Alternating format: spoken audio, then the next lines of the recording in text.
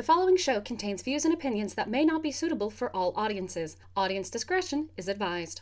This week on Thespian Talk, I have a tweet that goes sort of viral. We talk a lot about COVID stuff, including people who refuse to wear masks, and people who try and disinfect library books, even though they don't really need to. Lots of plugs for masks, and yeah, a lot of motor mouthing. I hope you have fun. This is going to be a long one.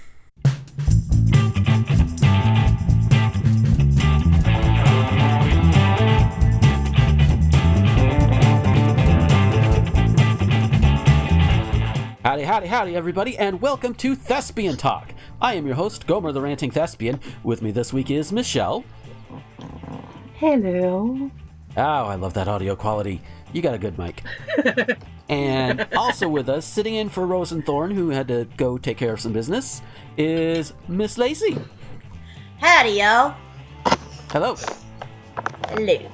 I was expecting something a little bit more bombastic, like hello, and I'm like, okay, you threw me off.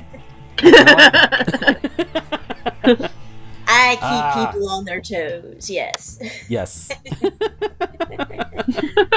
That and the southern accent has been coming out a lot more since I'm not out and about among people. So I don't feel as much need to use the somewhat neutral American accent that I was brought up being taught to use, and instead I end up using what I heard growing up, which I have described as AAVE with a drawl. AAVE, what is that for those who may not know? Formerly known as Ebonics, AAVE is the African American dialect. Oh, right. I should know that. I am a thief. It's okay. To be fair, I didn't, so... Okay. So, yeah. I appreciate you asking. As a teacher, I try to remember that not everybody knows the things that I know, and try to be a decent explainer. So yeah. Oh, so yeah, this past week we've had a lot of shit still going on this week. In addition to protests still going on, despite what major news organizations will tell you, protests are still going on. The pigs are still rioting because they don't want to let go of their toys. Toys being, supremacy. And we had, the day before we recorded this, we recorded a day late this week. Tuesday, we had, some primary elections in, New York and Kentucky. And Kentucky had, I think it was, one polling place for all of Louisville. And for those who don't know, Louisville is not a small city. That's scary. Yeah. It's big enough to have an actual interstate loop of sorts. That's how big it is. So, yeah. And there were still people at the end of the day trying to get their vote in. And, of course. And some officials were like, no, they just locked the doors, ignored injunctions. I don't know how all that turned out. That's very illegal, too, by the way. Yeah. If you were in line before the polling place closed, then you legally have the right to go in and vote, no matter how long that ends up taking. Yeah. And it's also of note, this is the state that gave us Mitch McConnell. Does it at least look like he's losing that? Please? As of this recording, I'm not sure. I think we're still looking for news out of that one, or at least I am. But right. There's a whole bunch of other shit to go on too, and Trump held his first rally in months in Tulsa, Oklahoma, which isn't that where they bombed Black Wall Street and all that? Yes. Yeah. On Juneteenth, which is also when the rally was held. Yeah.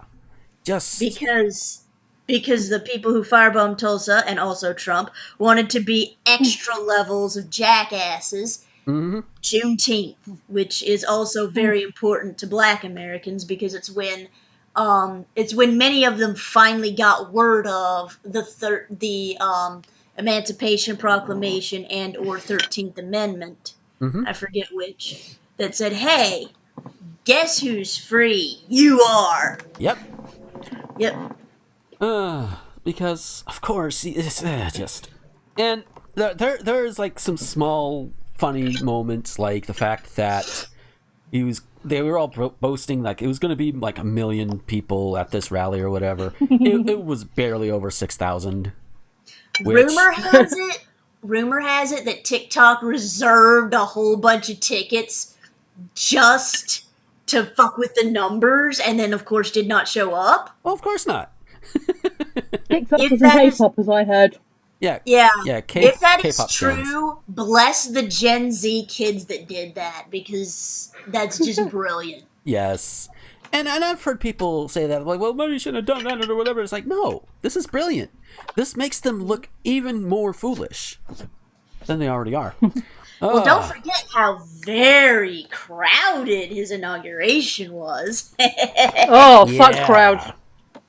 It's less crowded than putting me in an airplane seat, okay? That's how less crowded it was. And for those who have not seen me, I'm a big boy. I don't fit well into airplane seats. I am half his size, and I am about the biggest that would be comfortable in an airplane seat. He is telling the truth. Yeah. Oh.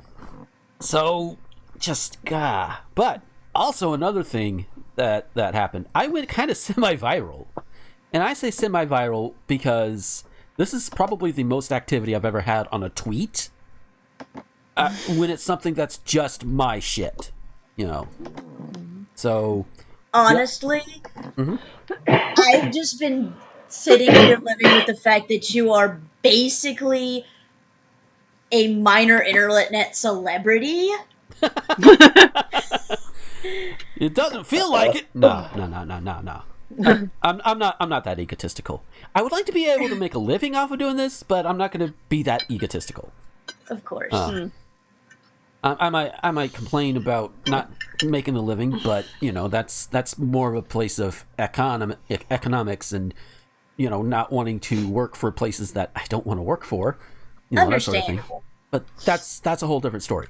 So on the 19th of June, I noticed that that there was a trend on Twitter called "As a Floridian," which is like, you know, and it's basically a whole bunch of people saying things like "fuck Ron DeSantis" and all of that because DeSantis is a traitor not only to the country but to our state in particular. You would think it would not have gotten worse than Governor Voldemort, but it did. Oh yeah, because as much as I dislike and hate Rick Scott, I don't think even he would have gotten it to this point. So, small bit of credit, but not much. Trust me, it's a low bar. So, my tweet read out as follows. As a Floridian, fuck Ron DeSantis, fuck Matt Gaetz, because he had been in the news recently, fuck the turnpike between Orlando and Miami, I'll get into that in a moment, Oh, yes. fuck Ron DeSantis again, fuck the police, and finally, fuck you if you don't wear your mask. Looking at you, local Piggly Wiggly shoppers. Amen. Also, can I just say, I am weirdly nostalgic for Piggly Wiggly because the only one that I have ever physically been into is the one in my grandmother's hometown about an hour or two north of you, Gomer. Oh, yeah. Yeah, well, you know what? We still have one here. It's not a big chain outside of the South. No. Incidentally, it's based in Wisconsin at the moment. Wild. Yeah, and I think it originated in New England. So I was like, okay, we'll run with that. So I added on to it. I did add on to it later on once things blew up a little bit because somebody was like, oh, yeah, you forgot Rick Scott. I'm like, oh, yeah, fuck him too. And I thanked everybody who reminded me. And I also noted, okay, this all blew up. And like you do when a tweet blows up, you want to push some things and mention some things. So, okay.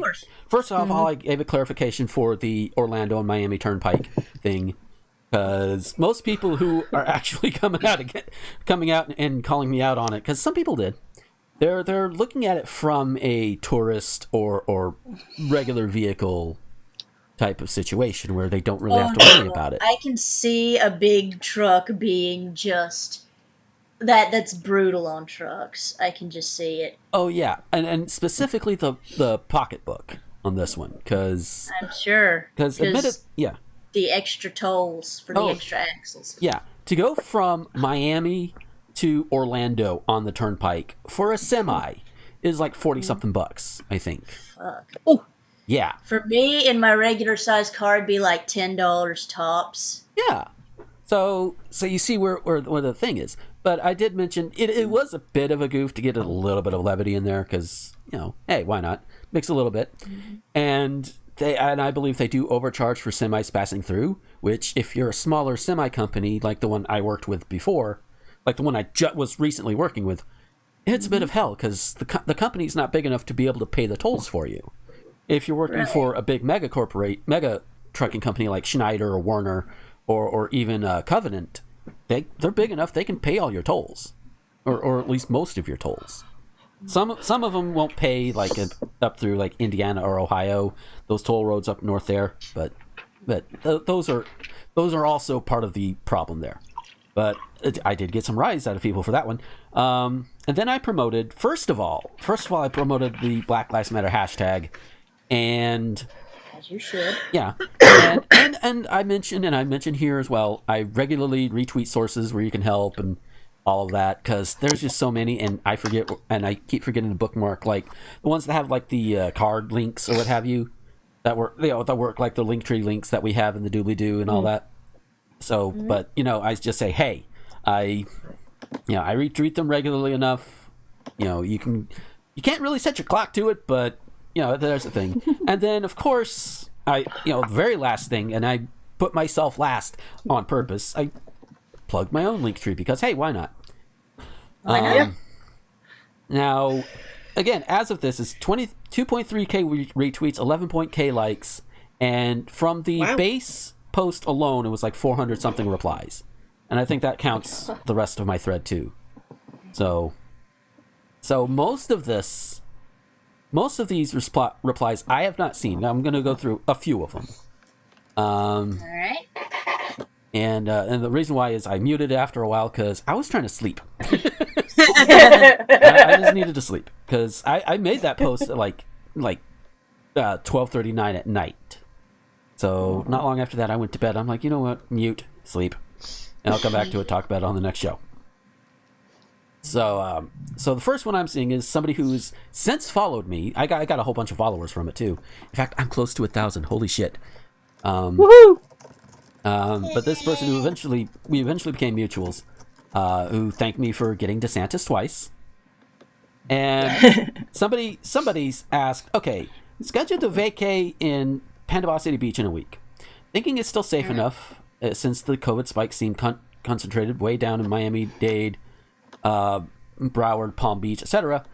Plan is only pool and beach all week, no restaurants or indoor gatherings. Any local news? And this other person who since became a mutual answered it as well. And I'm going to pretty much, what they're saying is pretty much the same thing I'm going to be saying too, but please don't come. We're gaining in cases here daily, especially if you're coming for the holiday. Beaches and pools will be incredibly packed. Yes, please, tourists, stay home. This thing is still out there. We are not going to hit a second spike. We're not going to hit a second wave. We're still on the first wave because we fucked it up. Yep. Somebody else. Yeah.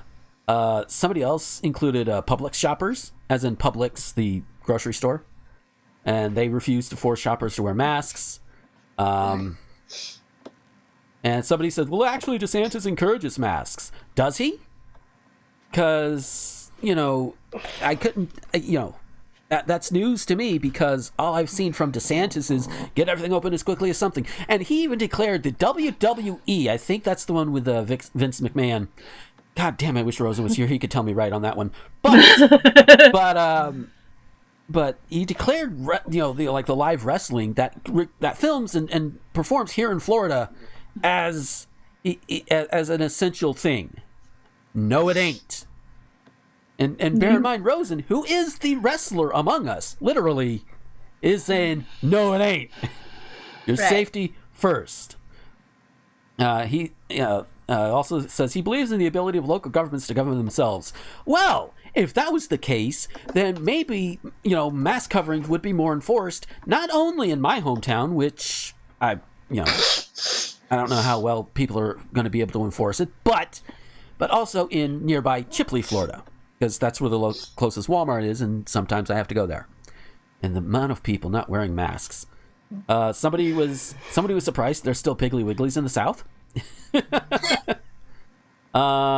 Hey, Piggly Wiggly is, I think, still the only grocery store in my grandmother's hometown, period. So, Wow. yeah.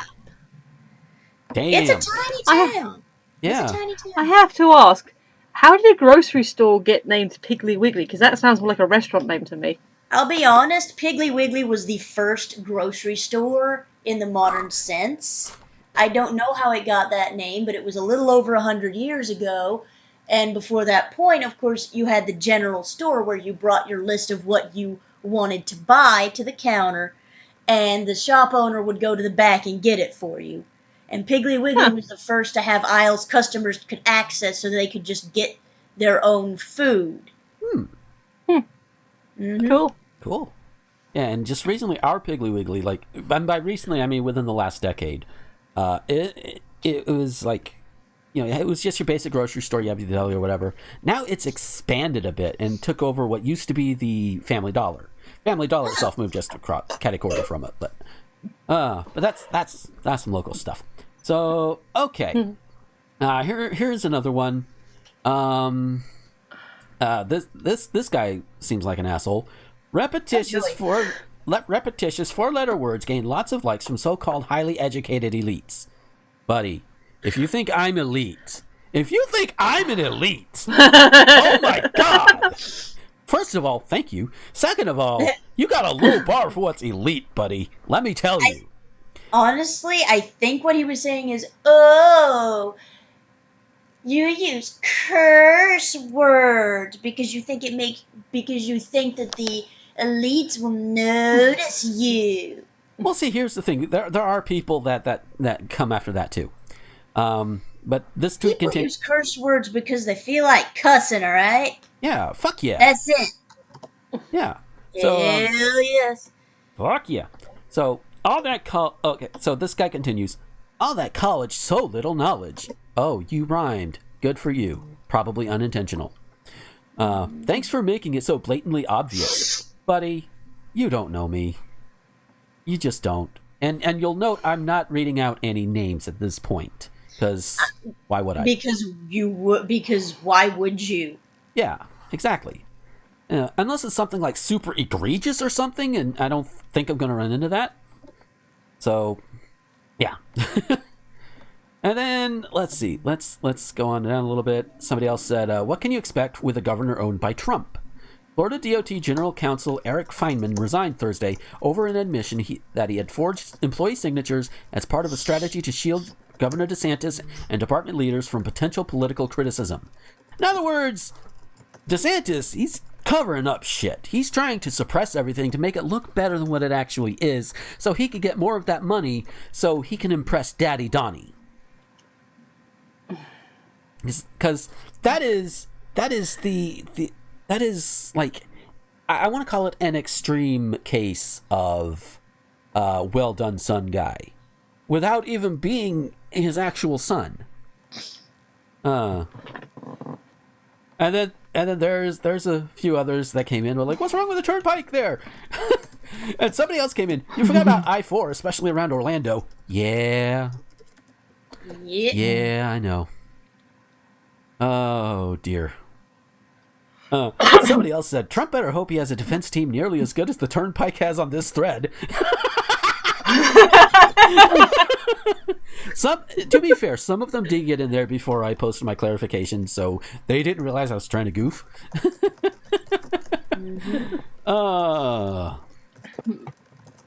And the toll lanes with their killer sticks, yeah. Somebody who's been in Southwest Florida, never seen a Piggly Wiggly. They're up here in the taint, buddy. They're up here in the taint. Yeah, go to the Panhandle. You'll see a ton of them. They're very, very much a rural South thing nowadays. Yep. Got one in my hometown. You got one in the aforementioned Chipley. I think there's still one up in Dothan, Alabama. I think.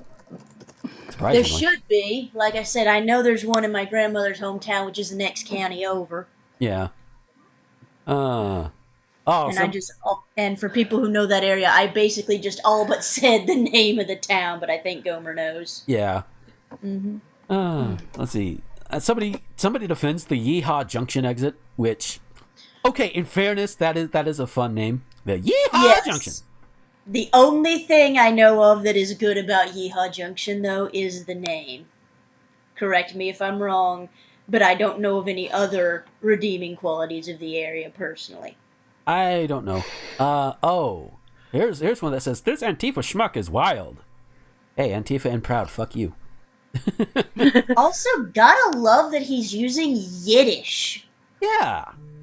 But then again, I from what I understand, schmuck in particular has been kind of thrown around in more circles than just, But it's still a Yiddish word, which makes it hilarious when the Fash use it. Like, dude, you don't even want to get rid of Jewish words. Yeah. Somebody else came on and said, threw I-4 and the Disney area in general under the bus, which traffic-wise, yeah. Oh yeah. If you're going to go to Disney World, get a hotel room in Kissimmee and take a bus over for the love of God. Yeah. Or else, if you can afford it, stay at one of their resorts so that their special bus will take you direct to the park and you don't have to deal with I-4. Yeah. And speaking of getting places in Kissimmee or whatever, we do have timeshare down there, and by we I mean my family. And it's literally like you go out to the main road and then you go and you take the thing and you're right there at Disney. So I actually was able to go and do what is now Disney Springs a couple of summers ago. I think it was last summer. I think. Wow, time is just. I have not been to Disney in about a decade myself. Yeah, despite living way closer to it than you do. It's about equidistant actually, because I think it's 8 hours from here to where to your area. It's only about 3 hours to Disney from here, so slightly closer. Yeah, so give or take, it's close enough. I haven't been to Disney for 42 years and 5 months. Guess how old I am? 42 years and 5 months? Not even the Paris one? Because I hear there's one in Paris. Nope. Yeah, there is one in Paris. My mum went to the opening. It's a it's a fun experience. You should go to one Disney park in your life. I want to. Yeah, like, it just doesn't happen. That's why I don't always watch Tony Goldmark's videos. It's because he's showing fun, awesome things that I can't do. I get jealous. Yeah. His history stuff, the behind the scenes stuff is interesting, but it's still like looking at doing stuff and like, I can't do that. Someone's jelly, so I'm not going to watch it. Yeah. Oh, and somebody reminded me of Marco Rubio, which, fuck him too. Indeed. With the cactus. Yeah. Yeah. So. What did the cactus do? Yeah, that's fair. That's fair. Don't use a cactus for that. Cactus doesn't deserve that. Yeah, that's unfair to cacti. Yeah. Yeah. Let's see. There is that barbed wire baseball bat from Walking Dead. You could use that. Yeah. Somebody else. Again, this is before I clarified that I'd forgotten Rick Scott. Somehow you forgot the I-95, Rick Scott, and the entire city of Boca Raton. Ooh, okay. Yeah. They live in the Tri-County area, I can tell you. And because 95, especially in Broward and Miami-Dade counties, is a madhouse. Oh, dear. It is horrifying. Indeed. Somebody asked, what the hell is a turnpike? It's a road with tolls. Yeah, a lot of people outside the U.S. are not going to know what that is, I think. I think that's a U.S. thing. Yeah, I didn't recognize it. To be honest, I thought it was like a Y, like a fork or something. So it was awkward to get around it because it was of the angles involved. No, the Florida Turnpike is like the interstates, highways, but it is a toll road, basically. Yeah. Okay. Mm-hmm. There was something. There was something about. I remember seeing it somewhere when I did my initial look through, but there was somebody who was like, well, why don't you just move? It's like, well, number one, I would like to. Not just because I don't like the government, but also because, well, my girlfriend is in Chicago. Right. So, yeah. I think a lot of people do not understand that moving is expensive. It is. You're either spending a good $1,000 plus just to move your furniture, or if you're really dumb, you're spending a good $10,000 to replace all your furniture. Yeah. No! Plus, it's just a massive, massive fucking headache. It is. Next time I move, it intends to be the last time. Like, I get my lottery, I find my nice house in the country, that's it, I ain't moving again. Yeah. I'll be honest, within the next few years, I'm probably going to try and talk my husband into Birmingham, because Miami will be underwater within a decade. Yeah. Just to clarify, Alabama or over here? Mm-hmm. Lacey, sorry. Sorry? What were you saying? Just to clarify, do you mean Alabama or are you coming over here? Oh, sorry, the one in Alabama. Yeah. Apparently, the Birmingham in the UK is not...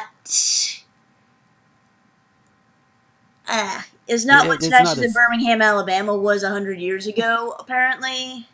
I don't know. As in, isn't it basically just like an industrial type city without much else going for it? I've not been myself, but yeah, that doesn't sound unfair. Yeah. Okay. A couple more highlights, then we'll move off of this. But Okay. There was one that accused me of not being a Floridian because there's supposedly no Piggly Wigglies, and I don't even have to say anything because somebody came in and is like, "Here's a link." Boom! All Florida locations of Piggly Wiggly. That's beautiful. That is very beautiful. Yeah, and then okay, here's this asshole who has one of those Blue Lives Matter user icons. Yeah. Sounds like you need to move. I recommend New York. You'll feel right at home. Better hurry, though. Cuomo's considering banning Floridians from going there. And then you got some other people who are just whatever. Somebody's like, well, ditto to you, Gomer. Like, fuck you, dude. And you think Andrew Gillum was going to be better at being a governor? Well, I'm willing to bet that Andrew Gillum wouldn't have let this shit get to where it is right now. I'm willing to bet he would have been kissing Trump's ass.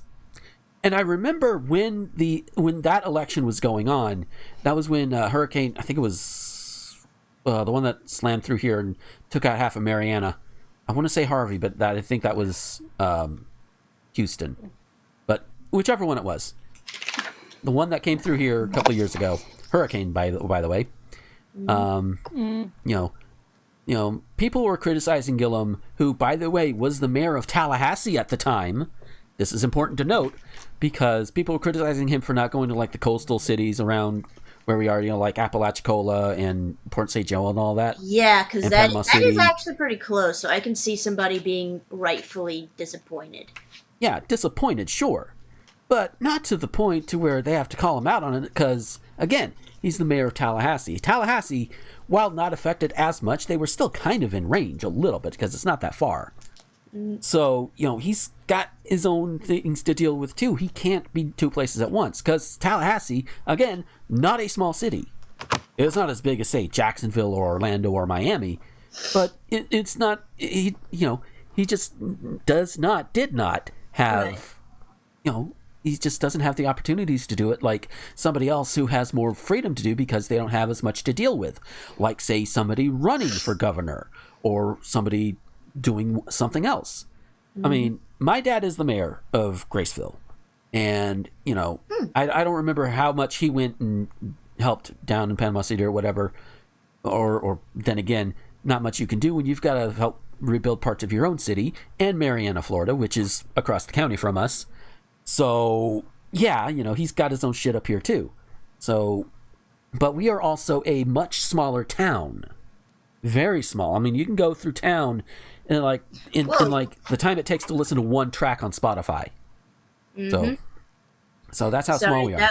That woe was not about you. That woe was about my I was double checking my recipe book, and Mm-hmm. it just landed on an arrow key. I'm Oops. like, okay. Mm-hmm. So, yeah, and then the last couple of things, like somebody called me out for not being Floridian because I said Piggly Wiggly instead of Publix. I said local Piggly Wiggly, asshole! Local! Yeah. Plus, Yeah. there are Publixes outside of Florida now, too. I Yeah. specifically remember going to one in the Birmingham area. There's one up Let's in Dothan. see, 12, 13 years. That doesn't surprise me. Dothan's just big enough that I could see them having a Publix. Oh, yeah. Oh God, I just realized there was a time when Dothan was considered the big town to me. Yeah. Oh my God. And to some people, it still is. Like Dothan, Mariana. Yeah. Yeah, we're a couple of locals to get to each other. Well, kind of. Kinda, sorta. Get to tell? I mean, Yeah. I hadn't lived in that neck of the woods since I was like 11 or 12, but yeah. Yeah. So oh, but yeah, so that is that. I wanted to get that out of the way because that was kind of amusing and a neat thing. Oh, wow, that may have taken up some time. So with all of that, I did Just not looked up, get did to, you? yeah. With all of that, I did not get to either one of y'all to ask how y'all's week went. So we're gonna start with you, Michelle. Hi. Yeah, not too bad. Pretty quiet. I had a thing. I was making. So there's two types of unemployment claims I can make in the UK. One's JSA, which I've gotten. Another one is universal credit, which is like a top-up thing. Mm-hmm. And they basically said because my partner earns too much money, I ain't getting shit. But then I called them up, and the guy I spoke to said, "Oh, well, this is a new claim, so." I can't remember if he used the term cap or restrictions, but he said as a new claimant there shouldn't be anything on there. So he's passed it on to the next person. He's not making any promises, but he said there's a small chance that I might actually be entitled to something because, like I said, I'm a new claimant, so there shouldn't be any caps or restrictions as of this moment. So maybe that'll come good, or maybe I'll get sweet FA. But at least he's tried. Yeah. Yeah. Otherwise, not too bad. Just meh. Yeah, I'm I did go on an epic walk. Yeah. Sorry. I'm sensing a trend between our governments in that they want to help as little as possible those that have the least. Yep. As little as possible. No, this is. I know this literally is based on the numbers because they give a breakdown of like what they're basing it on, and going through the numbers, it actually does make sense for the way they've worked it out. Mm-hmm. So if he earned significantly less, like. Because he's doing like all the overtime as well because he works in our local grocery store. Yeah. So obviously with the COVID and all the panic buying that happened, he's just been raking in the money. Yeah. So that's why his balance is really high. But yeah, I went on a big old long walk. And I've been doing this thing. It's called Medal Man. It's international, so you can do it yourself if you want to. You basically go to the website, pick the medal you like the look of. And you can either run, walk, swim, or gym, like to the challenge. Because it's usually 5, 10Ks a standard, but then they've got some other ones. Like the one I did the other day was a 10-mile one, which is 16K. Except I pressed the wrong button on the app twice, so I lost 6 and then 5 kilometers off my walk, and I was already starting to hurt, and I was in pain, and I'd been out for hours.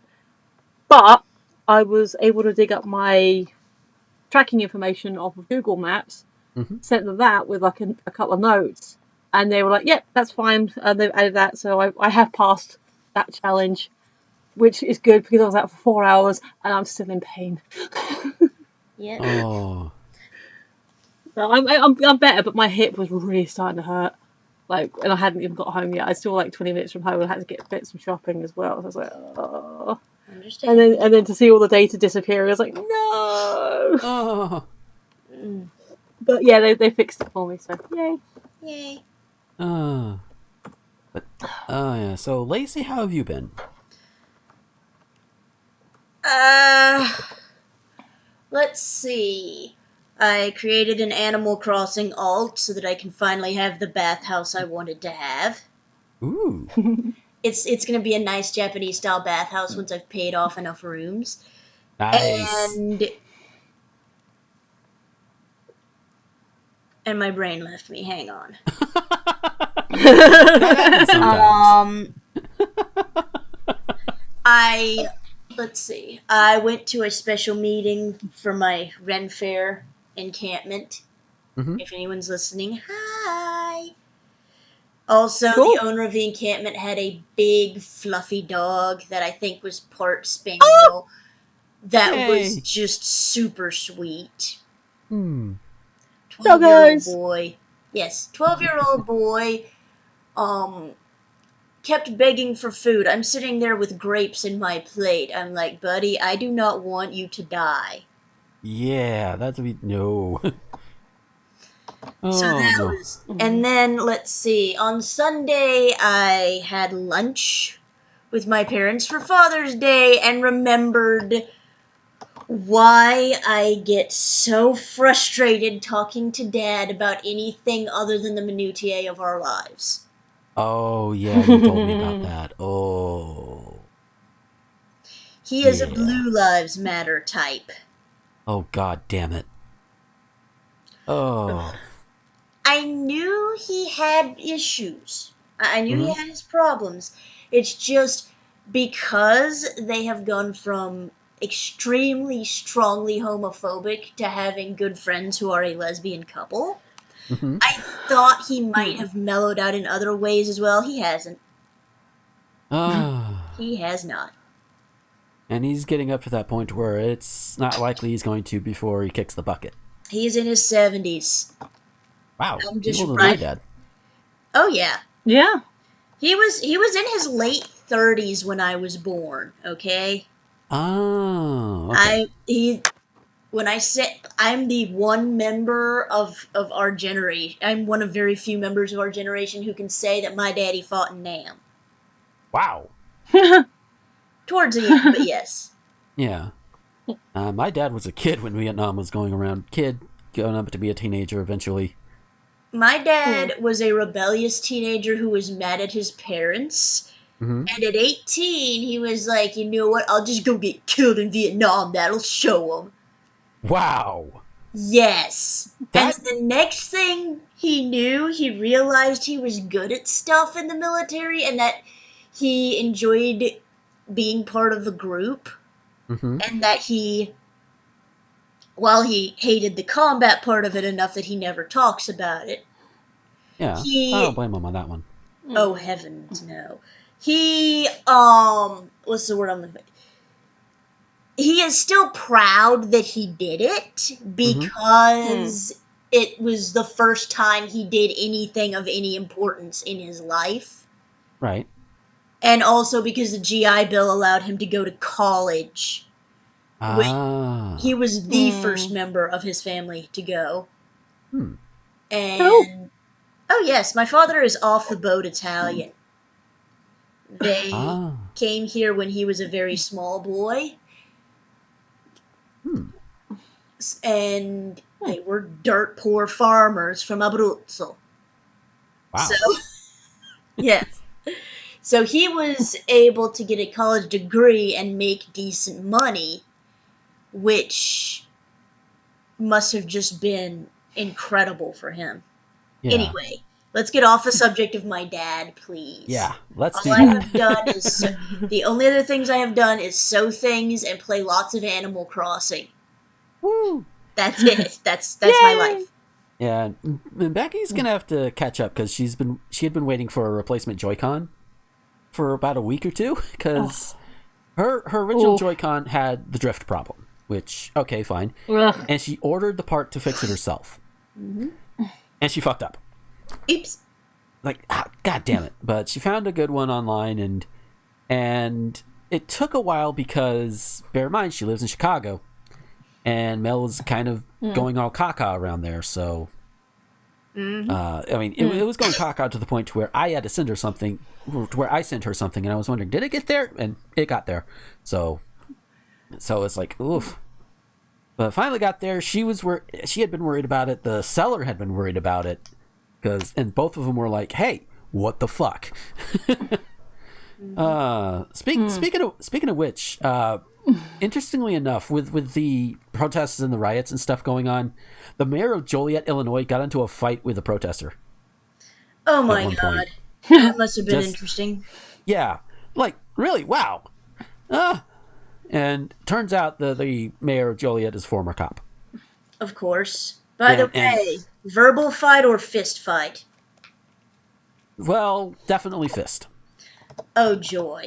He's like, I'm gonna punch you, because how dare you respect the boys in blue. I used to be a boy in blue. I don't know why I'm giving him that accent. He doesn't live down south. I've been to Joliet enough to know that there's not a lot of southern accents. Chicago accents, yes. But yeah. Although I do find it funny, because Andy Dick is from Joliet. And just last night, while we were like talking and hanging out and everything, I was like, I would pay to see a fight between the mayor of Joliet and Andy Dick. As would I, but Andy Dick is also, let's just say, very much his last name. Yeah. That's why I want to see them fight. Let two of the bad people fight. Oh, honey, if you think that I am creative with the insults when I am allowed to curse, you should hear the delightful southernisms I use when I am not. Oh. Bless your heart can mean anything from I have deep sympathy for you to fuck you. Yeah. It is a very versatile 3-word phrase. Mm-hmm. Bless your heart is the fuck of southernisms. Just as versatile and can more or less. Yeah. Because although I've yet to see somebody say bless your heart after a really good orgasm. I've yet to see that. Most people when they have that, they're just like they can't say anything. The other joke, Jesus saying, man, it's terrible whenever a woman is having sex and she screams your dad's name. Oh, God!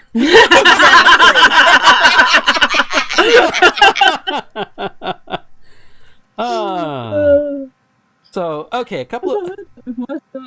Yes. Mm-hmm. So, okay, a couple of things before we go on to our break and then hit the news, like the proper news. There are a couple of other things that I did find in just looking around on social media. One, a story that originates from the Daily Beast, so grain of salt. Mm-hmm. The article itself, however, is behind a paywall, which is like fuck you. But another site copy pasted like the first few paragraphs. And this has to do with the Palm Beach Patriots that are ready to die for their freedom to breathe mask-free. Yeah, these assholes. Yeah. West Palm has a delightful combination of great places to go, like the Murakami Japanese Gardens, and people like this asshole. Oh, well, it's more than one asshole, but true. But the one in your special news file. Oh, there is more than one in this file because it's about a group. So the very first thing I saw was a maskless and desperate Florida man tried to fight his way into a Walmart Saturday. That's in the proper news. The pre-news notes is just on my end.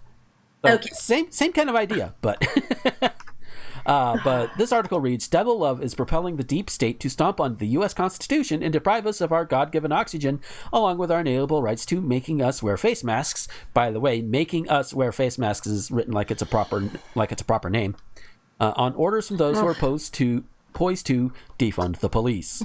Can I just say let me get to the end of this. Okay, you'll get it. And those officials who follow the devil's law and mandate masks the way the Nazis once mandated yellow stars for Jews will be subject to citizens' arrest by we the people for crimes against humanity. Now, if you believe all that, you would have fit right in with the more fervent opponents who testified on Tuesday as the Palm County Board of Commissioners prepared to vote on whether to require face masks in public places. That's all this other site was able to glean from the Daily Beast because, again, paywall. Can I just say... So yeah, these first two paragraphs. First of all, oxygen goes through the masks. yes, That's the entire point. yes, and masks you don't have to get them store bought. You can get them handmade by lovely people such as Mel Paradise. Link is in the doobly doo. Has been the past few weeks. Yes, I'm using that to pimp her masks because she sent me another free one because she's done like. She got some fabric with some of her own like designs or whatever on it, and she made some masks out of it. And she sent one to me, sent one to another friend of hers, and it's pretty good. It's the style of mask is some getting used to, but otherwise it's good. Mm. But yeah, these guys. Go ahead. Kind of a follow up to these guys. I found this on online, and I sent it to our favourite person from this state.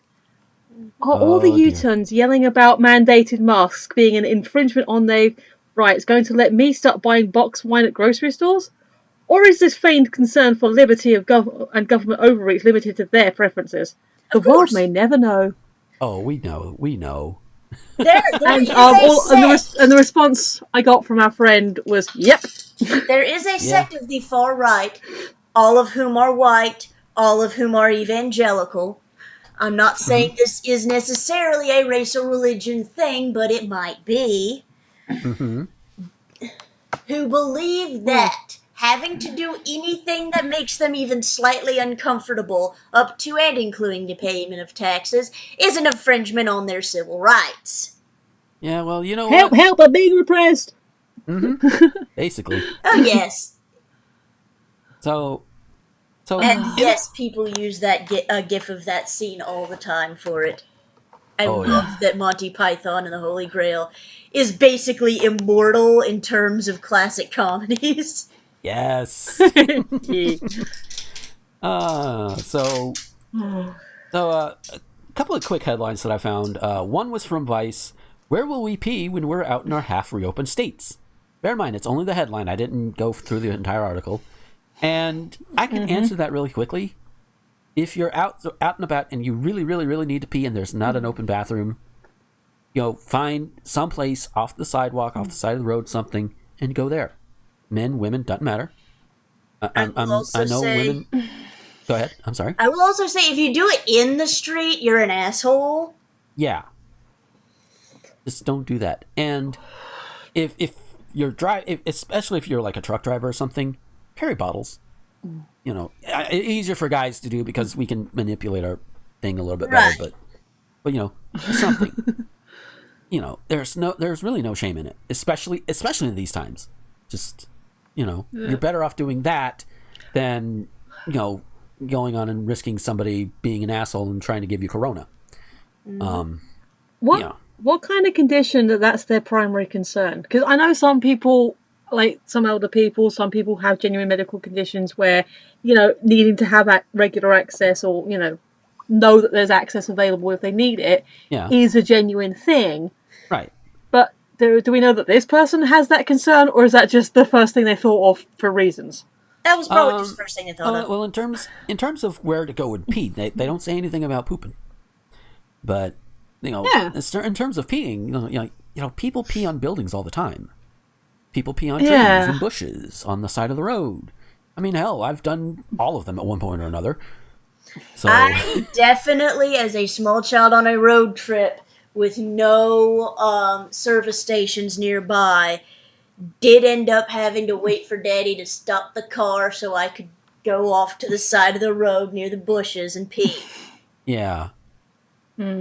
Oh, it's just and I will admit I did glean a little bit of it because of course I skimmed over it a little bit here and there just getting the headline, and apparently people are holding it to the point of pissing themselves. Like, yo, come on, just let's not do that. No, it's gonna smell bad for like 5 minutes unless people are continually doing it, and then you're on your way. Or if it's in a building, because, Yeah. Well, I mean, if you're inside a building, odds are they're going to have a bathroom. A restroom. Yes. Yeah. But if you're if you're outside and you're not any place to get to it, pee on something. Smell will go away in a little bit. No big deal. Yeah. It's all organic. But again, use that, but do that only in an emergency. Don't make it a thing unless it's someplace like, oh, I don't know, the governor's mansion. Pee on that all you want. And then this other headline I've got: New Jersey is the least patriotic state in America, according to a study by Wallet Hub. Okay, I mean, somebody's got to be the least patriotic, right? So does that mean that New Jersey has the highest concentration of Antifa? Because you know how some of them say, you're Antifa, you're unpatriotic, or what have you. But I may have inadvertently built straw man, I don't know. But, if See, people to are... me, patriotism is loving your country enough that you want to make the bad things about it better. Yeah. Blind jingoism is the opposite of patriotism. Yeah. To me. Yeah, which is like the people that say, the love it or leave it types or whatever. If you don't like it, you can get out. It's like, no, you guys are assholes. Why should we leave? You're the asshole. You either change or we kick you out. I like this plan. You get off. Yeah, exactly. Oh, so past few weeks, we're going to try and go through this quickly. Can I ask? Go ahead, I'm sorry. Can I ask, what is the fuck with patriotism? Because it seems to me, and going back to what you were saying about your white evangelicals, it's like, you're not patriotic, so you're like, who gets to define? I like Lacey's definition of patriotism, because that works for me, that works for me as a patriot of my country. Oh yeah. Who gets to decide? As far as I'm concerned, like I as well as patriots, I'm saying you're not a true American. As I understand it, you are an American if you were born in any of the 50 states and possibly Puerto Rico. I'm not sure the exact legality of that. Puerto Rico is a commonwealth, so yes. Yeah. Or B, through the legal processes, you gain citizenship that way. That would then also make you an American. Yeah. Or if you're born on a military military what other base. Metric? Yeah. Oh, sorry, go ahead. Okay. Oh, a military bases abroad, are you about to say? Yeah. Yeah. Okay, no, fair enough. Yeah, So if accepting those metrics, born there, born on a base, or gain citizenship through legal means, beyond those three, who the fuck are you to tell somebody else that they're not American or not American enough for you? Yeah. Seriously, who are you? I really would love to give you a nice, long, entertaining lecture on the history of the religious right and how it got so fucked up. But we have other stories to get to, and I've already feel like I'm dominating the conversation a bit much. It's all right. Tonight on TED Talk. All right, so I can pull receipts. Anyway, go ahead. Yeah, so before we go there, we've had this little meme thing, the one like, one opinion on thing, and we've been going backwards on this list. To recap from last week, we covered Moldbug, Karl Marx, Israel, and Gamergate on this list, and yeah, those were fun. And so we start with the next one up as number 52, Siege, which I had no idea what they were talking about, so I Googled it. First thing that came up was the definition. Like, I don't think that's what they mean. So the first... Is there like an MMO called Siege? Or... I know there's, I believe it is Call of Duty... No, Rainbow Six game with Siege in it. Huh. That came out a few years ago. Okay. But I don't think that's what they meant either.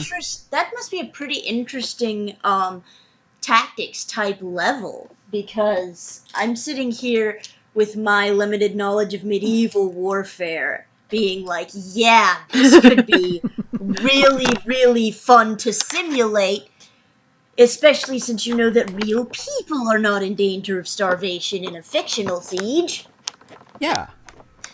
But the first one one of the first names that came up under Siege is somebody by the name of Zofia Gomulkova.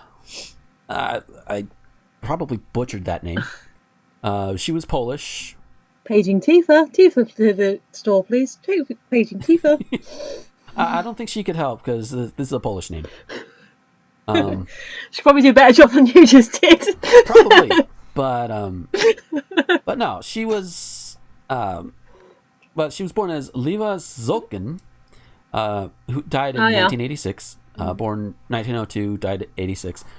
She was, according to Wikipedia, a wife of first secretary of the Polish United Workers' Party, who is also the leader of, who the husband was leader of the communist Poland from October 56 until December 1970.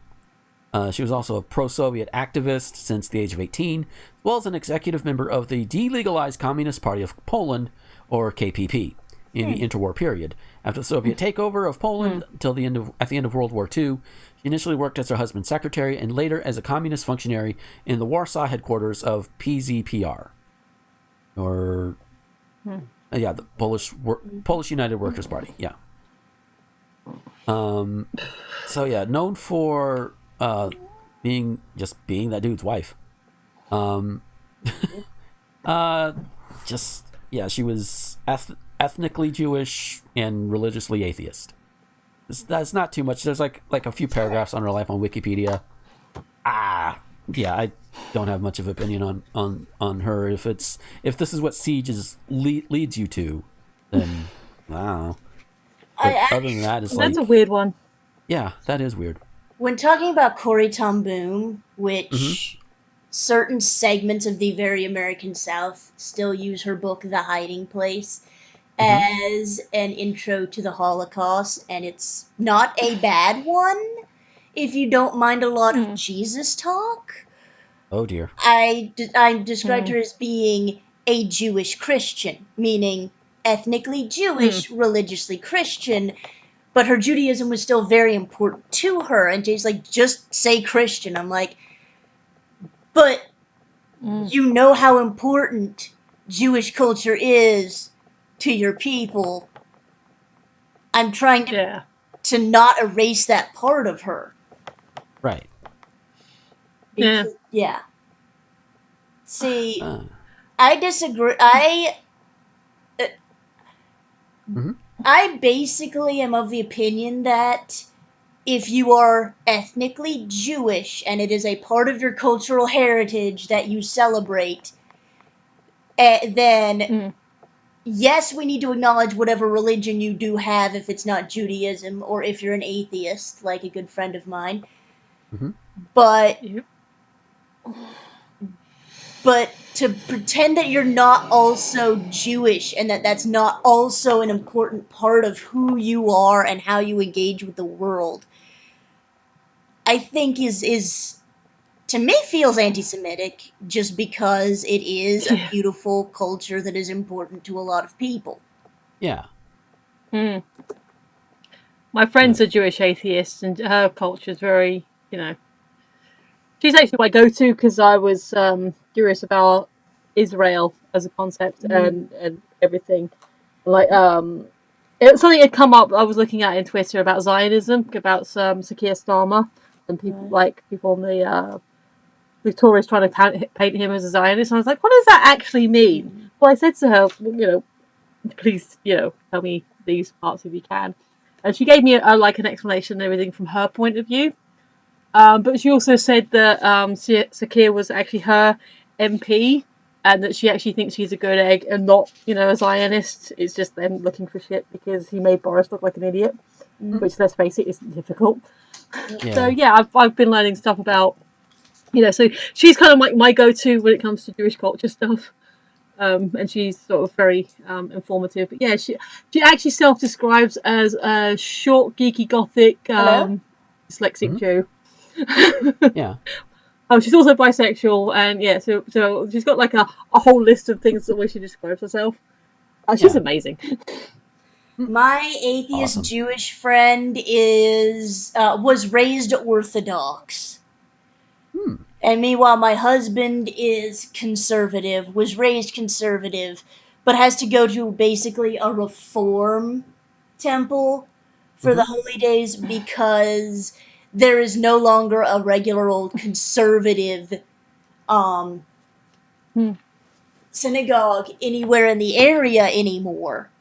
Right. It's all either an Orthodox Chabad or it's a reform synagogue. So he's miffed about that, but he's slightly closer to Reform than to Orthodox, so he goes to the Reform one. Yeah. He even said, and this was the sweetest thing, he said, "It's always been very important for me to be married by a rabbi.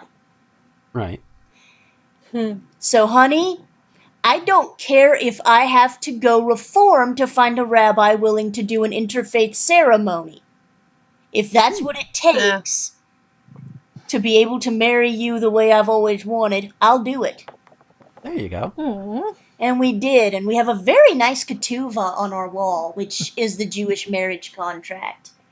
Nice. Aww. The text is the same always, Yeah. but of course you can get it, you know, just like any certificate, there's plain Jane and there's a variety of lovely decorative forms.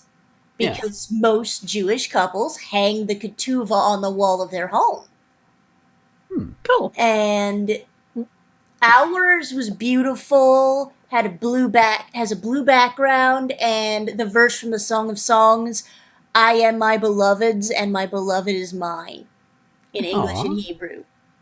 Nice. Yeah, it's kind of a cool document. And of course, reading the thing, I'm like, yes, I'll sign this. This is beautiful, and it's a marriage contract. Yeah. Yes. His father and brother were our witnesses. Cool. Because you have to do that actually before the ceremony. So they went in. They're like, "Is Laura dressed yet?" "Yes." "Okay, come in here. We need to witness you signing the ketuvah." But yeah, speaking of cool documents, the next one up on the list is Das Kapital, which is the book by Karl Marx. Right. Yes. Which is, to put it very, very simply, is basically a big old critique on capitalism, Right. as I understand it. From what I understand, it is one of the first real communist documents in history as we know it. Yeah. Certainly one of the first to call itself that. To call itself communism or socialism. Yeah. Cool. And again, I'm basing a lot of this I'm reading on Wikipedia. So based on just basic skim, it's like, okay, I can see where all this, I can, if you follow this and you take some of these ideas to heart to either demolish or vastly change capitalism as it is, then you know what? If that's a thing that we can use for it, let's do it. Yep. Anything has got to be better for the poor than the system we're dealing with right now. Yes. I have not gone to therapy for about 3 years. Yeah. And it's $45 a visit, and the copay used to be higher. I am insured. Jeebus. Oh, that's nothing. That's for the few places that still take insurance at all. For the ones that don't, $300 per visit. Goddamn. And the visit is half an hour. Oy. What? Gee, I wish I could make $300 for a half hour of work. Gah.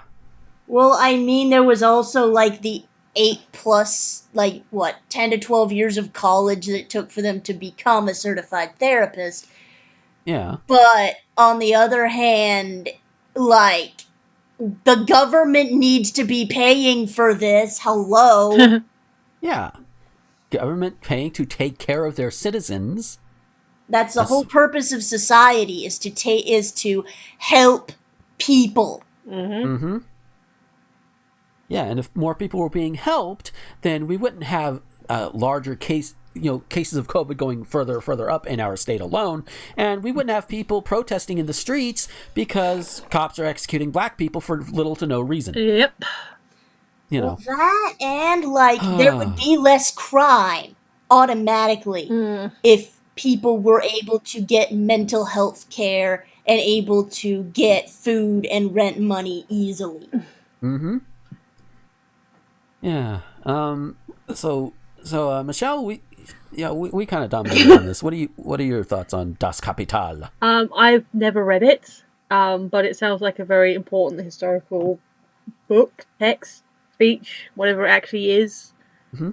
I don't know if it's a full it's a full yeah. book. Yeah, manifesto. That's the word I was trying to find. Yeah. There we go. Yes. I can't really have an opinion on something I haven't read, but it put it into its historical context. It sounds like I probably should read it. Yeah.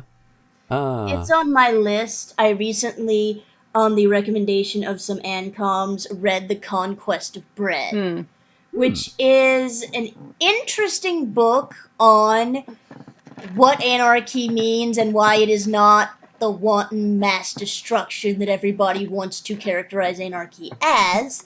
Yeah. But on the other hand, I'm sitting here like, how are we going to make sure that accessibility is guaranteed for people with disabilities? Because even with actual laws on the books for 30 plus years, a lot of buildings are still very much not ADA compliant now. Yeah. Some people won't do these things if there is the law and government trying to get them to do it. So without laws that are set by, without any, there are laws, but they're set by like equitable councils. Without someone in a form of authority, the kind of people who need authorities over them are not going to react well. Yeah. And hey, when you deregulate something, when you take authority, take oversight away from something, because they do absolutely well on their own. They'll just do it out of the goodness of their heart, won't they? No, they won't. This has been proven. They don't.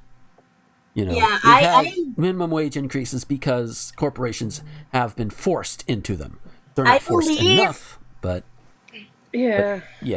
A lot of the stuff that we do have, a lot of the stuff we do have, we had to force the ones, the richer people into them, some way, shape, or form. Which is why it's so infuriating when those tax cuts from a couple of years ago were beneficial only to the rich motherfuckers. There was something else I wanted to say, and I just lost it. Oh, no. Sorry, my train of thought just derailed. It's okay. It happens sometimes. I remember now. I was going to say, I firmly believe both that the average person is better than we tend to think, but also that there are a small minority of individuals who are just plain selfish and terrible. Yeah. And that a good system will account for both of these things. Yeah. So the next one up on the list is something lighter, and that is Harry Potter. Oh no. I know exactly where this conversation is going, god damn it. Well, it could go there, but we can address that a little later, because I know we talked about it last week. Was it the week before? Let's just be fair to this meme. Yeah. When it was first published, at least when I saw it originally published, when it first started going around, this wasn't quite as controversial. Yeah. As a series, I never got into Harry Potter. I know like a few things through osmosis or whatever, and several people that I am either good friends with or dating, having been into Harry Potter. And as a series itself, it seems all right. I mean, again, never really got into it. I might give it a shot at some point, at least in terms of the movies. I know books are generally better than movies, but it's a starting I saw a point. video from someone basically going, should you go movie or book first? And he said outside of like if you've already read the books or if you already have context for one or the other, generally speaking, he recommended going for the movie first because you're less likely to be disappointed if you read the book, than if you read the book first. True.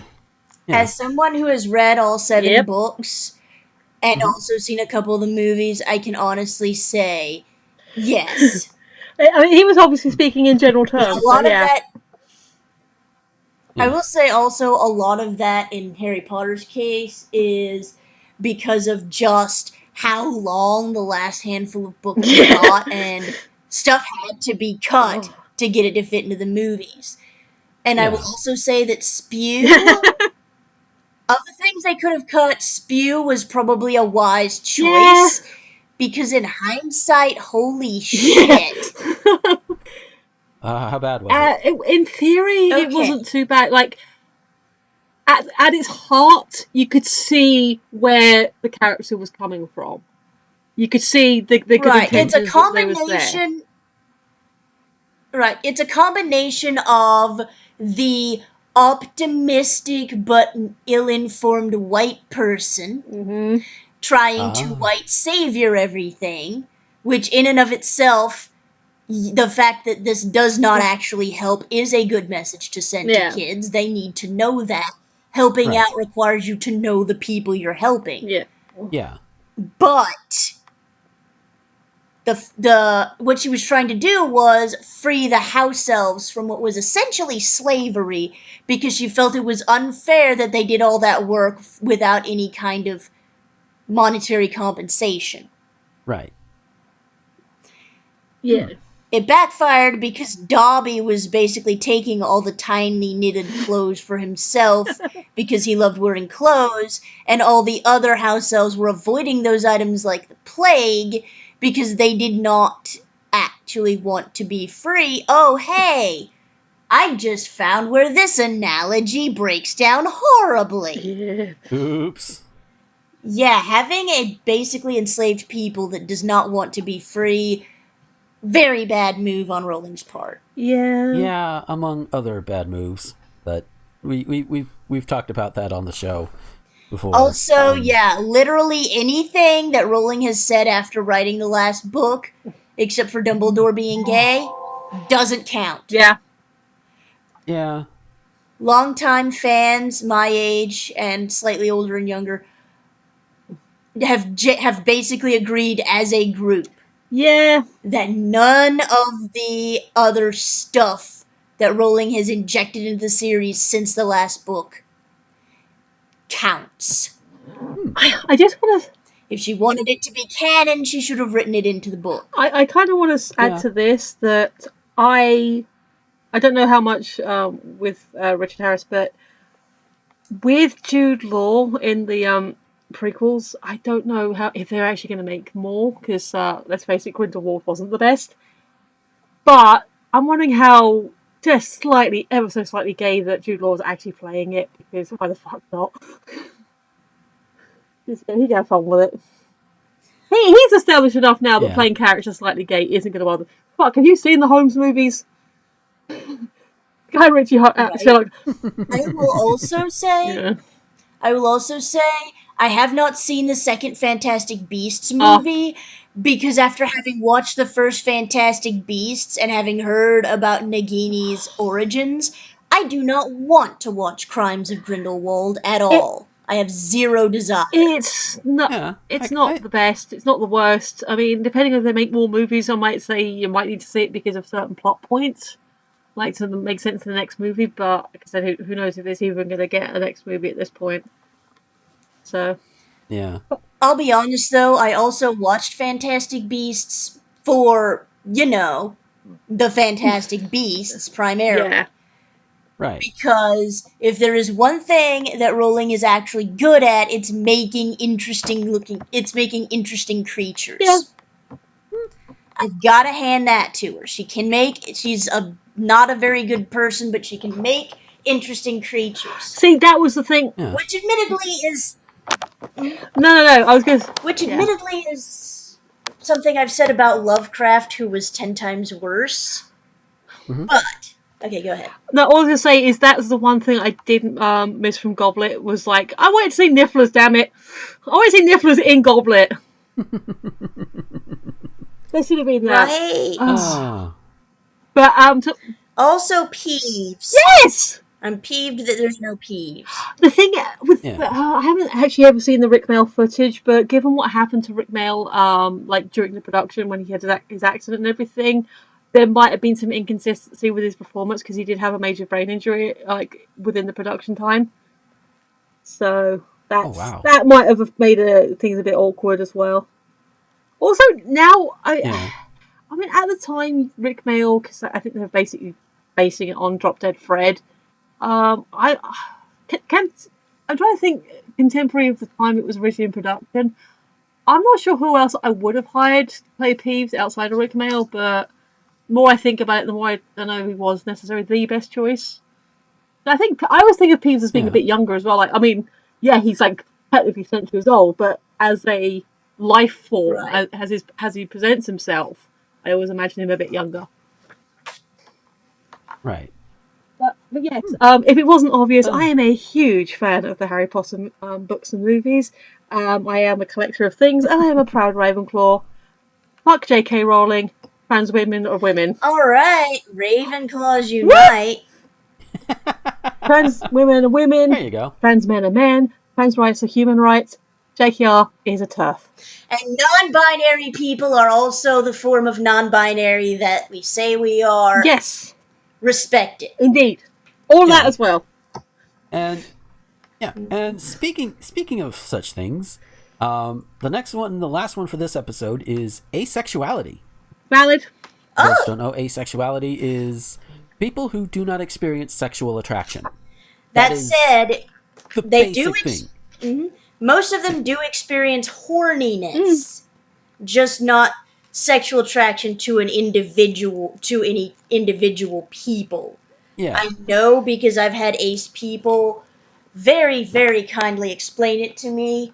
Squirrel, if you're listening, thanks. Yeah. I definitely count you as one of the good explainers. Yes. And also a great friend. Yes. And so it's like, just because you don't feel sexual desire doesn't mean you don't want to have sex. Like she just said. Well, it's not just because you don't feel sexual desire for any particular person. They're still feeling desire for sex. Just, they don't feel like any individual person is particularly hot. Right. Yeah. Still trying to get my brain a little right, apparently. That's okay. It's okay. We all learn. It's also a tricky concept for most of us to really wrap our heads around. Yeah. Yeah. I have a friend who's also said they're effectively asexual because they realized that all of the people they find attractive are fictional characters. Right. And they no longer feel any attraction to real world people. And I'm like, okay, you do you. Mm-hmm. Yeah. With the invention of body pillows that you can cover with the image of whatever you want, and of, various special toys, you can be perfectly happy and sexually satisfied and asexual. Yeah. And not be in any kind of relationship if that's what you want. Yeah. Like, got a really good friend of mine, and this is going to lead into a little back and forth between Becky and me that I think is kind of amusing. He is ace, and he just doesn't feel the attraction to anybody.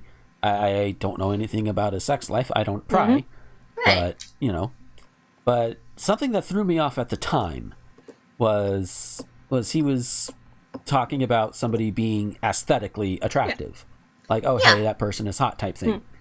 You can find someone aesthetically pleasing and not, feel like, oh yeah, I would do them. Yeah, exactly. I understand that idea. It's also what I wrongfully thought that my views towards women were when I was a teenager, because denial ain't just a river in Egypt. Yeah. Yeah. But yeah, so I brought that up with Becky, and I told her, yeah, that kind of threw me off. I thought he was ace. And she told me, and I quote, he's ace, not blind. Yes!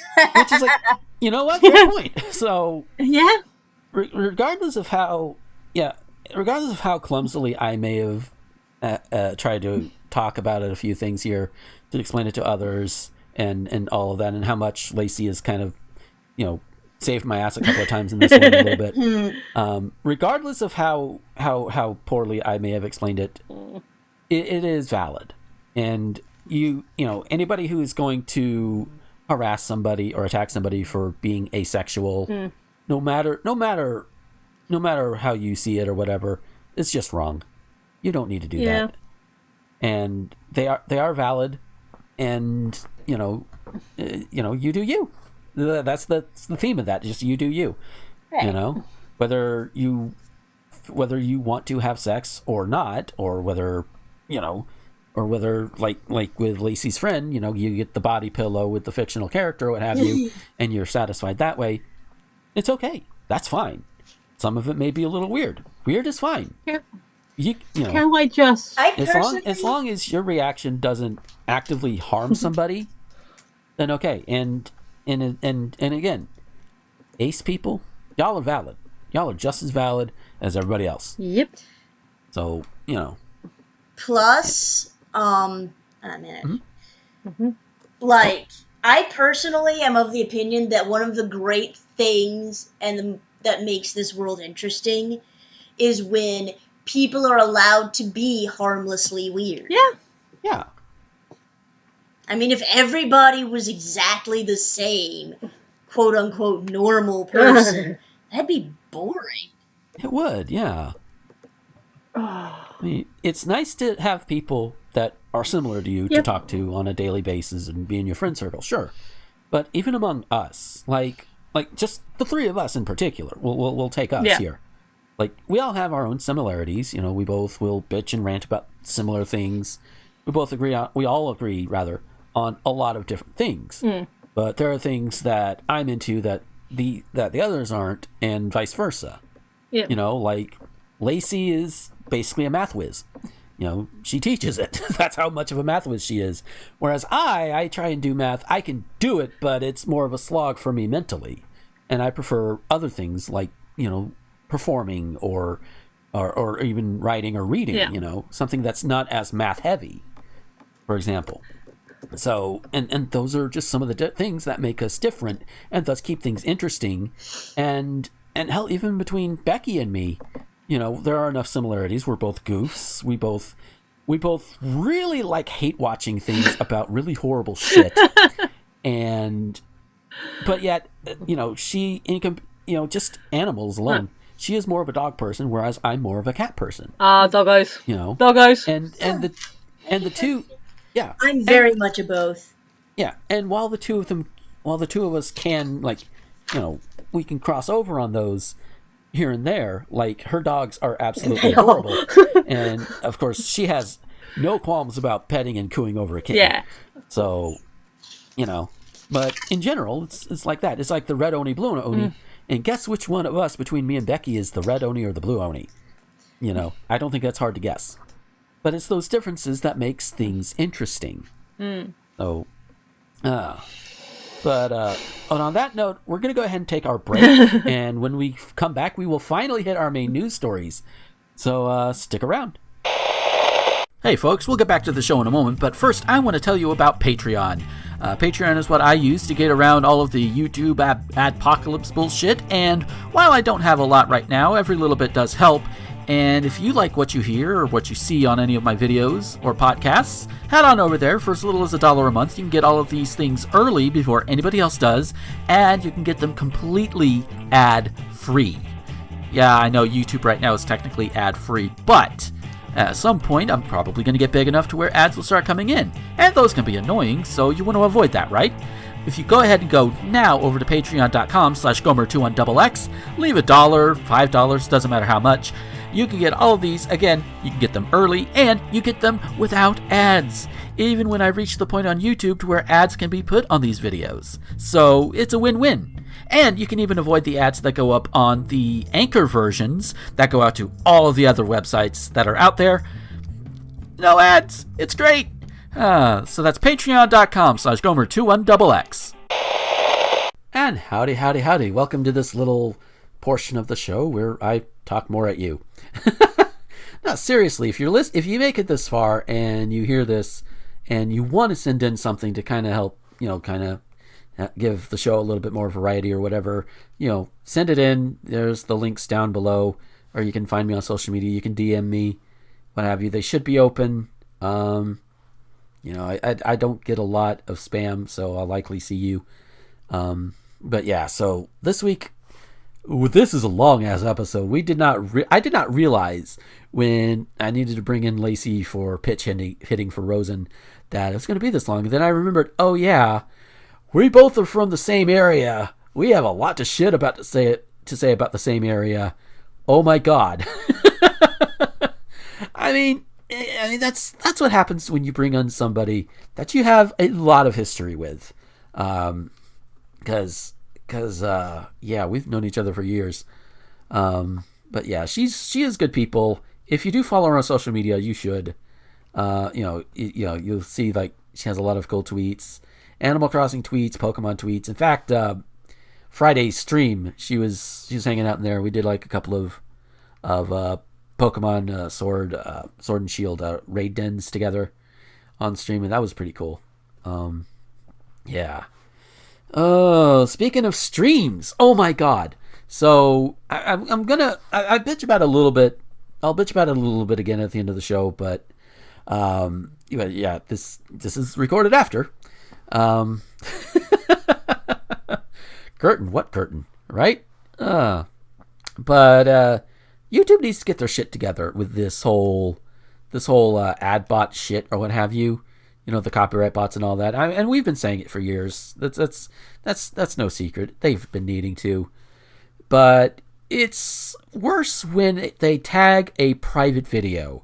So when I finish on Twitch, I tell it to export over to YouTube and keep it private. I'm kind of behind in finishing up all that other stuff, to be completely honest with you. But the one from Friday, I have an excuse because that was the one I tried. Okay, you know what? I'll just put on Spotify. The worst that would happen is Twitch mutes the audio, which they did. But, that's why we also export to YouTube, so you have the backup there. In addition, and this is going to be a good thing for later on, the OBS also automatically records to my computer. So there's that, there's the stream, and there's everything else. So we're good, right?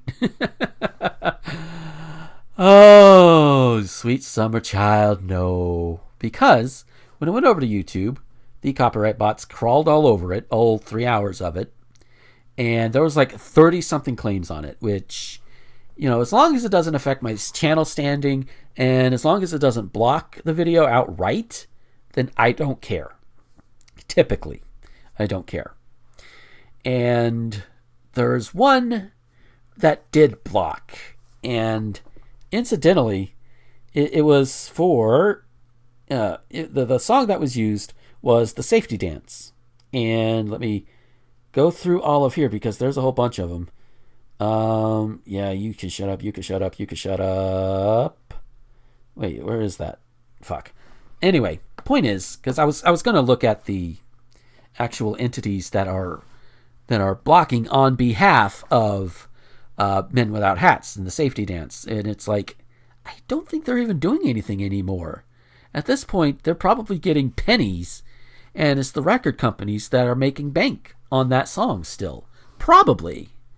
Because I how living large is like Tony Basil still living off of the residuals from Mickey or other one-hit wonder artists. Do you think they're still living large?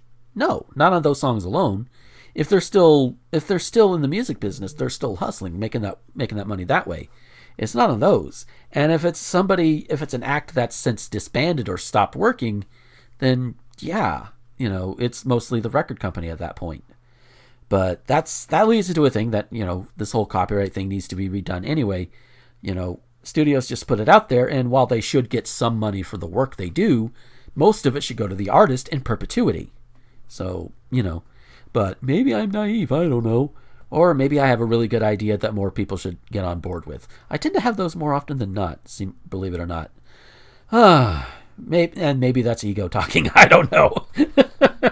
But I've rambled on in this segment long enough. Fuck the YouTube copyright bots, especially if we're going on private things. If you're going to put ads on them anyway, I don't care. I don't make money off of YouTube.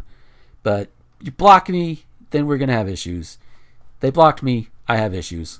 So, well, more so than usual. Enjoy the rest of the show. Apologies for the length. Again, Lacey and I, we can babble. We go on a lot. I should get her to do something more often with me. That sounds like it would be a good thing. But So enjoy the rest of the show. Later.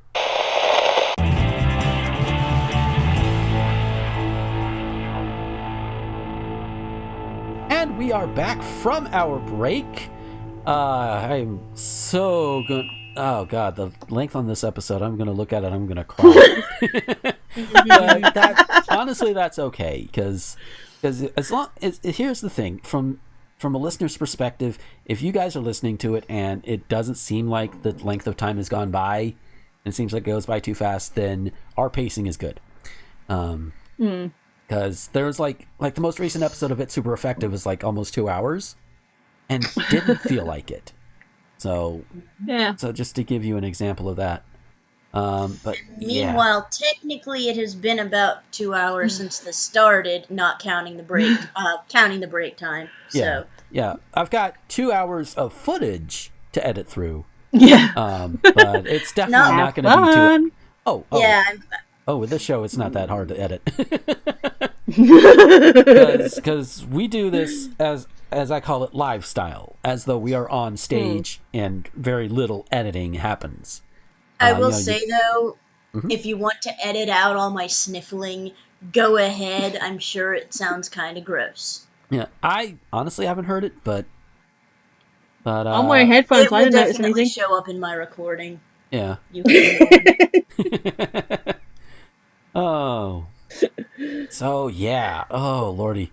But yeah, so let's go ahead and hit our news, get right into it. And Lacey kind of hinted at it a little bit earlier. Our first one is out of Florida, America's Punchline. Yes. Yeah, we are. We're Florida's a big dick. And yeah. Florida is the state that makes it look like we're pointing a gun at Cuba. Yep. Sorry, Cuba. You're what? Cuba is a great country. A lot of my friends are Cuban American. Mm-hmm. I've got nothing against Cuba, but come on. That joke was begging to be made. Yeah. I can see where that comes in. Especially since it's a state with stand your ground laws. Oh, so, God. Story. Yes. So a maskless and desperate Florida man tried to fight his way into a Walmart Saturday, the first day that face coverings became mandatory in his county. In a video captured by a bystander, the man blew past the guy monitoring the entrance and activated the sliding doors. The employee blocked the would-be customer as a voice from behind the camera said, "You gotta wear a mask, bro." The man body-checked the employee, who held his hands up so as to disengage as he stepped back. Losing his balance, the man tumbled to the floor. And I saw the video. The video is the guy, the maskless guy who's trying to go in. He popped up immediately and barreled past a few other employees, ignoring a fellow shopper's mask offer as workers trailed behind, pleading and ordering him to don a face covering. "Just doing his job, bro. Just get a mask," the guy behind the camera said, convulsed with laughter, because I watched the video. The guy just doing his thing. He looks very stupid and silly. Then made it partway down an aisle, but the workers didn't quit. By this time, some of their own masks had slipped between scuffing and trying to reason with the man. In a second clip, the refrain, "He's just doing his job, man," resurfaced as the employees continue to try and keep the mask-free man, who someone said was spitting all over the place, in check. "Come on, man," one employee said. "Look what you did to me." The man turned to them and snarled, "I hadn't done shit to you. You leave me alone." That's not his voice, but I don't care. And walked away. Masks became mandatory in Orange County on Saturday, ordered by Mayor Jerry Demings in response to the rising case numbers, reported WDBO radio last week. So, Orange County, that's, for those who don't know, that's Orlando. Epidemiologists and other public health experts have been connecting the dots on mask wearing for quite some time after initial uncertainty about whether it would curb infections. But it is clear that the pandemic is being driven, at least in part, by people who don't know they have it and inadvertently infect others, whether they go on to develop symptoms or not. Wearing masks can cut down drastically on those infections, studies suggest. Floridians on Monday learned that their state had passed the 100,000 mark on the number of infections, with 2,926 new cases reported as of the time this story went up, bringing the total to 100,217. It was the 7th state to pass that benchmark. At least 3,173 Florida residents have died of COVID-19.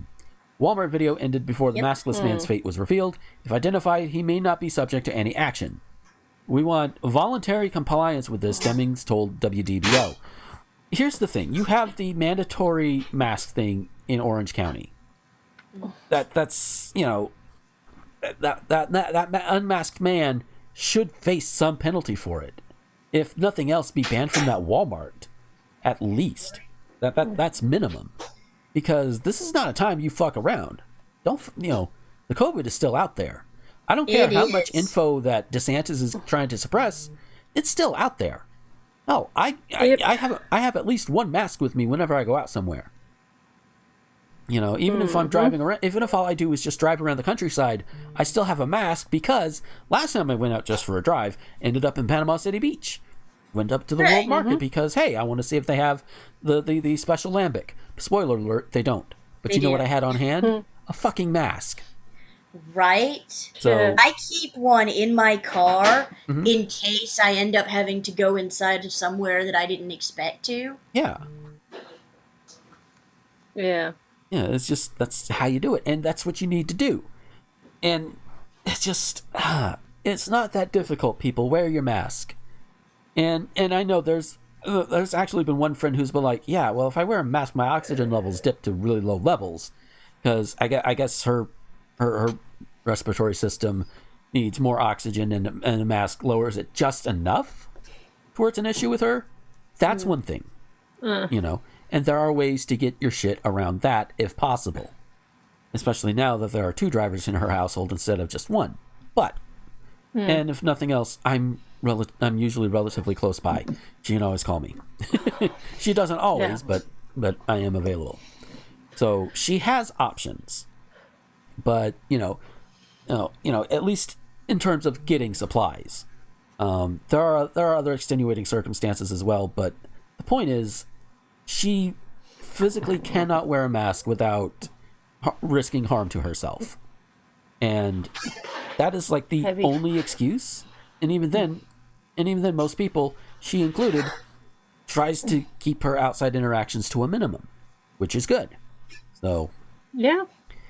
But these other people, and like I said earlier, in that viral thread that I talked about at the beginning of the show, people at the local Piggly Wiggly, you see a bunch of them walking around without a mask. See them at the Walmart walking around without a mask. Even at the World Market the other day, people were walking around without a mask. It's just, no, you idiots. And it's just, And almost as bad are the people who wear the masks and they don't wear them correctly. Oh. Like, they'll keep their nose uncovered. It's like, no, the nose is part of it. The nose is, it's like, hello? Just, the part you sneeze from. Yeah. I mean, it's like, you can sneeze in the mask and it'll catch it all. You'll have to wash it when you get home, but that's fine. These masks, at least the mask that I get, they are washable. Yeah. And they go through the wash just fine. Mel does good work. You can also get inserts. Yeah. Like, so you can like the mask because I finally have some masks. Yay! Because they're actually well, if I was kind of being a bit lazy about it before. Like, I was literally going from my home to work, and there wasn't a bus. But usually, at the time of day I was traveling, there was almost nobody else on there except for the people I'm working with. Right. And then just basically to and from. So yeah, it wasn't good, but there was like nobody else around. Yeah. And work had when I was still had a job, they had social distancing that they were employing. They were putting in as well. So they were taking care of things. Yeah. Now we're starting to open up more from the 4th of July. More places will be open. Mm-hmm. I'll be wearing my masks more often because I don't know. I don't know who's going to be asymptomatic. I don't know if I'm asymptomatic. Yeah. So I'll be covering up more. Well, like if I'm out in the middle of a field somewhere, I might pull down for it. Yeah. Right. Being asymptomatic doesn't mean that you're not carrying this stuff. Right. Exactly. And it's like I don't know if I'm not accidentally giving it to someone. I hope I'm not, but I think one of the we all hope we're not. Yeah, like one of the rare times where I would be out in public and not immediately put my mask on when I get out of the car would be like if I'm at a gas station and nobody else is there when I pull up.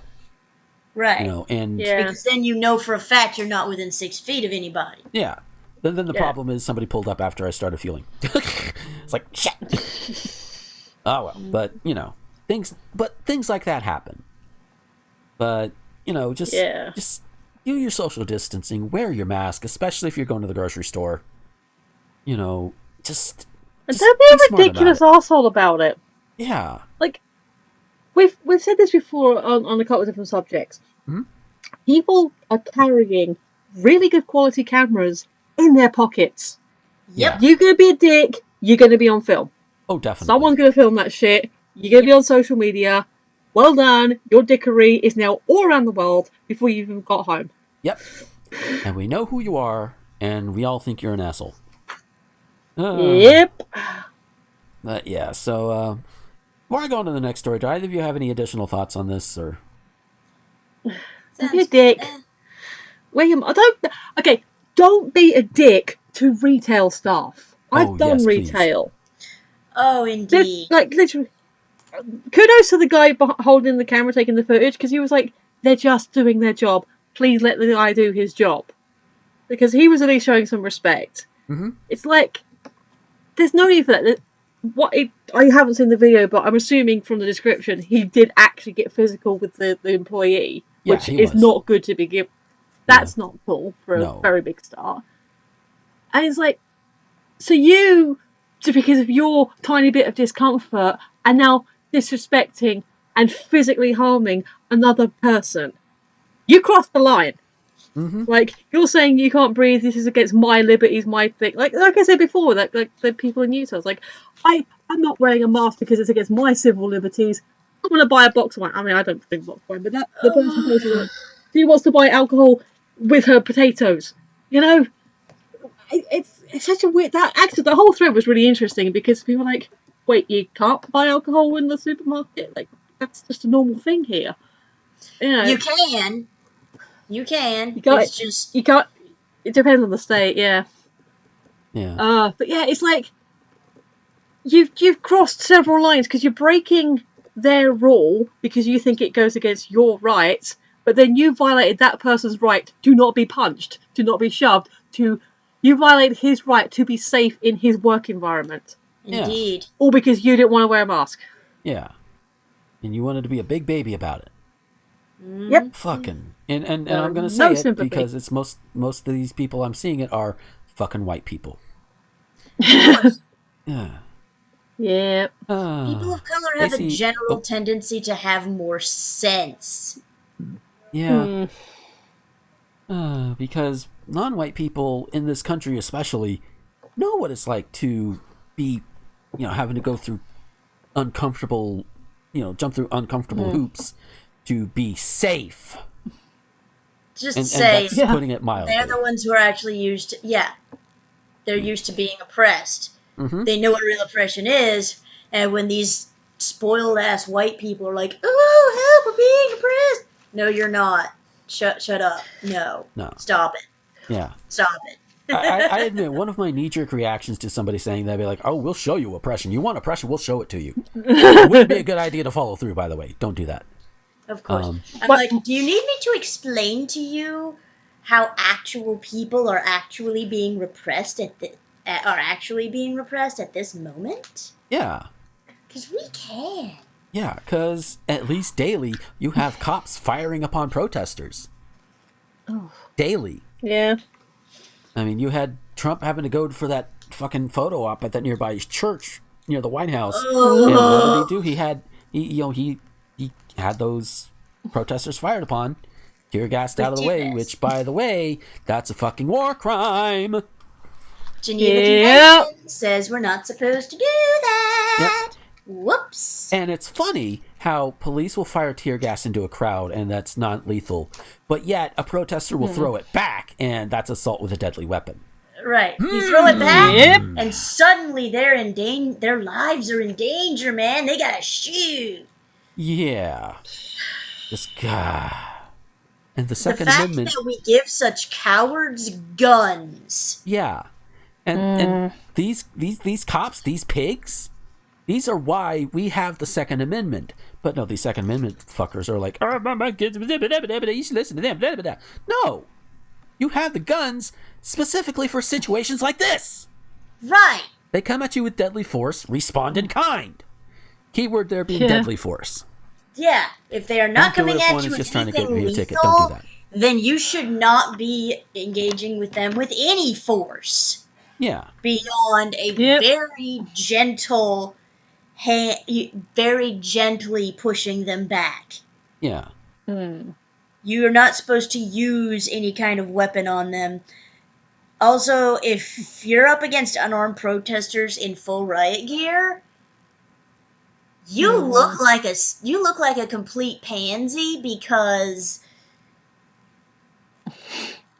you're wearing like bulletproof tack vests and big fuck off plastic fiberglass shields and all of this against people who at the worst might throw rotten vegetables at you. Yeah. Oh no, I might get vegetables on my face that I can just go and wash off. What was that? What did that one guy get hit with? A milkshake. Yeah. Oh no. You got the. Oh no, your clothes might smell like rancid milk until you can get home to launder them. Yeah. Oh no. So our next story. This reminds me. Sorry, I was just saying. My favorite quote on this whole thing is like, "You are not being oppressed. You are being inconvenienced. Get over it." Exactly. Amen. So our next story comes out of San Antonio. At least I used to live at one point or another. Yay. The president of the San Antonio Police Officers Association equated an officer's use of the N-word to Mayor Ron Nierenberg using the word goddamn. As in the actual word goddamn. That's not me editorializing. Can I just say, we are using the F word several times, yet none of us are actually saying what the N word is. We're just referring to it with the phrase, the N word. Yeah. That alone should tell you that it is definitely worse than goddamn. Definitely. So, on Friday, the Express News examined several cases in which officers fired for serious misconduct were returned to the force by third-party arbitrators, otherwise known as pig protectors from this point on forward, at least in this case. One of the officers, Tim Garcia, had been fired after he was heard on a body camera in 2018 repeatedly calling a handcuffed prisoner the N-word. An arbitrator reduced Garcia's punishment to a 10-month suspension, and he is now back on patrol. Yeah, because being racist against some of the people you're supposed to serve and protect is totally not a deal breaker. Oh, totally. For many police forces.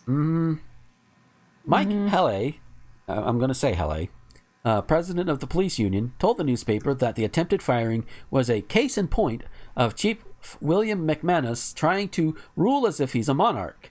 Well, I think I can see where he gets the example from.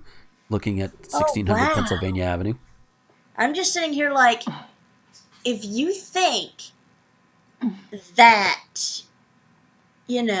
firing someone for doing something that makes the job look bad is, like, improper, then I have words for them about literally every minimum wage job in existence. Because they will tell you that if you are still in uniform elsewhere off duty, you are representing the company and have to behave appropriately. Yeah. Mm-hmm. Yeah. Fuck Yeah. Walmart. That's just one example. Garcia said, "Look, I shouldn't have said it. It was a lapse in my moment," Hele said. Garcia said, "Look, I shouldn't have." Hele said, "And if anybody knows a lapse in a moment where they lose their composure, our mayor, Ron Nirenberg, said the exact same offensive-like cuss word when he used the word GD, goddamn, when he was on TV in front of the entire crowded audience, right? Okay, no. Goddamn has not been used for 3 or 4 centuries to oppress an entire ethnic group, so no. It is not the same. And this whole, it was a lapse in my moment. Oh, so you had a heated gamer moment. If you're the kind of person who lets the N-word slip, then you are the kind of person who uses the N-word, period. Yeah. That's just, so, in early June, Nirenberg told a crowd in San Antonio protesting police violence to hold him accountable, saying, "I'm the mayor of this goddamn city, and we're going to make change together." It sounds like the mayor is at least trying to do something about it. Mm-hmm. So, that's good. Express News asked Hele whether he really believes the word used by Nirenberg is as offensive as the N-word. "For me, yes it is," Hele said. "Why don't you go ask one of our pastors or anybody that's their faith?" Okay, no. Yeah. Again, apples to orange. No. As Lacey said, we haven't used the word goddamn as a means to oppress an entire group of people. We just don't. And being offended by a word is not the same as a collective racial I'm going to say a racial flashback or racial triggering. I don't know if that's the proper term. I think microaggression may be what you're looking for. Might be. But, like, if you use the N-word and a bunch of black people hear it, that shit's been passed down through the generations. Mm-hmm. And they're going to be like, oh, hey, wait, what? Oh, hell no. As they should, Yeah. I mean, okay, far be it for me to tell them how to react, but you get the point. Yeah. That's normal. That's normal. But somebody having a similar thing to the term goddamn, well, goddamn fucking Mike Hele, take your goddamn police, goddamn union, shove it up your goddamn ass, goddamn it. See how you like that? Goddamn it. Mm-hmm. So, Lacey, we're gonna start with you on this one. Do you have any other thoughts you want to add on this? Yeah, first of all, the dude deserved to be fired, if not worse. Mm-hmm. And second, again, somebody that uses the N-word in the heat of the moment is somebody who has used it before and will use it again. Because in the heat of a moment, you use words that you generally use when you're angry. Yeah, because you use the words because they are easier to use. Because right, you're thinking quickly. They jump back out to you as words that you use. Yeah. I have used most of the swears that are not ethnic slurs Mm-hmm. Mm-hmm. in the heat of the moment at some point or another. Yeah. I mean, I have never once used the N-word in any such circumstance because I try to not be racist as a general rule. Yeah. Therefore, that word is just not part of my speaking vocabulary to begin with. Yeah. Yeah. I mean, I personally make exceptions if it's like you're doing a historical piece or something. If you're quoting a historical example, document, the North and South, like the North and South miniseries, for example. But yeah, if you're quoting an historical document or acting in an historical drama, I'll cut you some slack. yeah. But outside of Any that, other context, and that includes rap, please, I just replace it with the word fella or sucka, depending on context. Because it's not. My people don't get to use that word. We used it to hurt people. Yeah. Black people are allowed to reclaim the word if they want. It is not our word. We must not use it. Yeah. Nope. And even as a joke. Yeah, and to also build on that a little bit, because I know some people, we're not allowed to say it. Well, here's the thing. Technically, because freedom of speech, government can't stop you from saying it. True. Government cannot, because First Amendment in the United States exists. Sure. Yep. What we're getting at when we say you're not allowed to do it, you're not allowed to do it without consequences. Exactly. Yep. Which I think is a better way of putting it. Exactly. Freedom of speech means the government cannot ban you from saying things or punish you for merely saying a thing. Yeah. It does not mean that you can be a huge asshole and say whatever nasty, offensive stuff you want and not suffer the consequences. Exactly. The consequences of me cursing is that people who are offended by swears are not going to want to listen to this show. Yeah. That's a consequence. Exactly. I mean, and even with the disclaimer up front, but Right. But that's why we have them. Michelle, what about your thoughts? Yeah, so I had two thoughts. One has escaped me. So I saw, and this is in reference to a person we discussed earlier in the show, but they had made the excuse that the reason they had tweeted a thing that they had tweeted is because they had a senior moment and accidentally copy-pasted a thing that was super offensive. And I actually saw the tweet thread meme before I got the full context.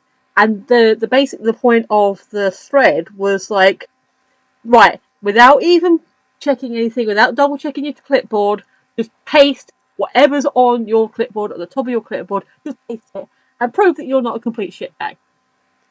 And you had like some really stupid things. I think you had like some shopping lists or some random links or just various not slurs, not insults, not there's maybe a few just stupid jokes.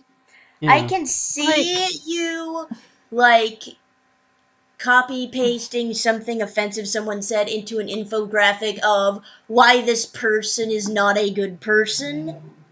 But in any other context, you've got some explaining to do if you think Why that's is that just a on cool your thing to have in your clipboard. Yeah. Yep. Also, the top of your clipboard, like the last thing you copy pasted, which apparently, according to the actual context, was from at least a year or so ago when they would have originally CMP'd it or had a reason to copy it, like the original source of a year or so ago. Like, but you just posted last week, and why have you still got that on your clipboard? Yeah. The other thing I have remembered. So my other point is, words have meanings and context. I can't really like a specific example. I'd say, okay, so I've recently come out as bi, and I am okay using the identifier as queer. Right. I know that still is offensive to other people, but again, I may call myself queer and saying to someone else, "Oh, you're." I can call my friend. He doesn't always like it, but I call myself queer. If I call you queer, that's wrong. If they don't like that word, that's wrong. So I would say there's also intent with usage of words, and we can all respect that. There are words that you just don't say. But with the freedom of speech thing, I know within a certain level that I'm Lacey. I'm not as I don't know as well, so I know I can say to Goma without him taking too much offense, "Goma, you're a cunt sometimes," and then he can turn around to me and say, "Michelle, you're also a cunt sometimes," and that's okay because again, that is freedom of speech. The freedom of speech to turn around and insult your friends. Yes. If I came up to a stranger and or someone I barely know and said, you know what, you're a complete cunt sometimes, and they turned around and punched me, that would be their right. Yeah. That would also be them expressing their freedom of speech. Now, if they resorted to violence, which you could say is a whole other conversation, and that would be fair, but I said a thing that was offensive. The consequence is I now have a bloodied nose. Yeah. And I accept that consequence. If I then turn and say, oh my god, you gave me a bloody nose. Okay, yeah, again, violence is not necessarily the answer. I then can't say, but you repressed me. All I did was call you a really nasty word. Well, plus I'm you not live in the right. They're not in the right either because they went to violence. I'm not in the right. Yeah. Can I also just say that in the UK, cunt is nowhere near as serious of a swear as it is in the US. Like, the Harley Quinn show on Sci-Fi does not censor the word fuck, but does censor the word cunt. Damn. Yes. Wow. It is considered a really seriously strong word in the US. Yeah. I have to look up. See, I'd have to look up why at some point, but that's a whole nother thing. Okay, so the thing with cunt, that I can understand why some people view that as a stronger word. My mum doesn't like it. It's actually a word you still not say on the BBC. Mm-hmm. So that's fair enough. With stuff like damn or goddamn or all these other, what the Bible swear words, I don't know a better collective noun for them. You're like, or hell. Like all these other words, it's like, no, it's just a word. Again, you can make the argument about the intent to use them, but words only have the power that you give them. And yes, like you say, people of colour reclaiming the N-word, fine, happy for them to have it. I don't even necessarily like it myself. Yeah. I don't even use Negro if I can avoid it. I only say it then because context and you need to know what I'm saying. Right. Again, if it's in the if someone asks me what the name of the UNCF stands for, I will say. But that's not in a context where it's insulting. That's in the context of the name of a wonderful organization that helps African American people to afford college. Yeah. And that's it goes back to it's going back, at least my brain is going back to a thing that George Carlin did back in 1990, where he's talking about context and all these slurs in context, and he drops the N-bomb in this particular bit, and he makes it clear that it's context that makes it important, and he keeps the audience with him. Nobody, at least in that particular audience, was overly offended to the point that that he was quote unquote canceled for it. I mean, hell, he had a career all the way up until his death after that. So yeah, but he is one of the rare ones that he could get up there. He could have these conversations on stage, not only make it funny, but make you think. And there are a lot of people, comedians and otherwise, who try and do that and fail. And it is not you don't see me trying that, by the way, because I know I ain't that good. But yeah, it's the context that makes things good or bad. And when it comes to the N-word, most contexts are bad. Yeah. Just 95 to 99% of them are bad. So yeah. But yeah, let's go ahead and move on to our next news story out of Parkville, Maryland. And Aaron, if you're listening to this, I'm sorry, man. Police are investigating after an Amazon delivery driver was caught on camera allegedly throwing packages down a sewer in Parkville, Maryland. What the fuck? According to Baltimore County Police, officers were called to the 1800 block of Edgewood Road in Loch Raven Village around 6:44 p.m. Sunday after a neighbor called 911 to say an Amazon driver was dropping packages into the sewer. When they arrived, they found the driver in the truck. The driver, who was a temporary worker, told police he wanted to leave and started dumping the packages. There are better ways to leave the company, because I tried for a hot minute to work at an Amazon warehouse. I just said, yeah, you know what, I can't do this. And I got a ride home, and that was that. So, police interviewed him, but no arrests were made. And I'm willing to bet this driver is white. Just saying. You have to bring race and everything? Well, not everything, but I'm willing to bet that it would be different if the driver was black. Just saying. Oh, for sure. Yeah. In a statement Monday evening, Amazon said it was aware of the incident. We have high standards for delivery service partners and expect every package to be handled with care. We've notified the right teams internally and we'll work with customers directly on the matters related to their package delivery. Case is under investigation. It seems like it's an open and shut thing. He was caught doing the thing. You know. Yeah. He didn't get paid enough for this shit, and he just wanted out.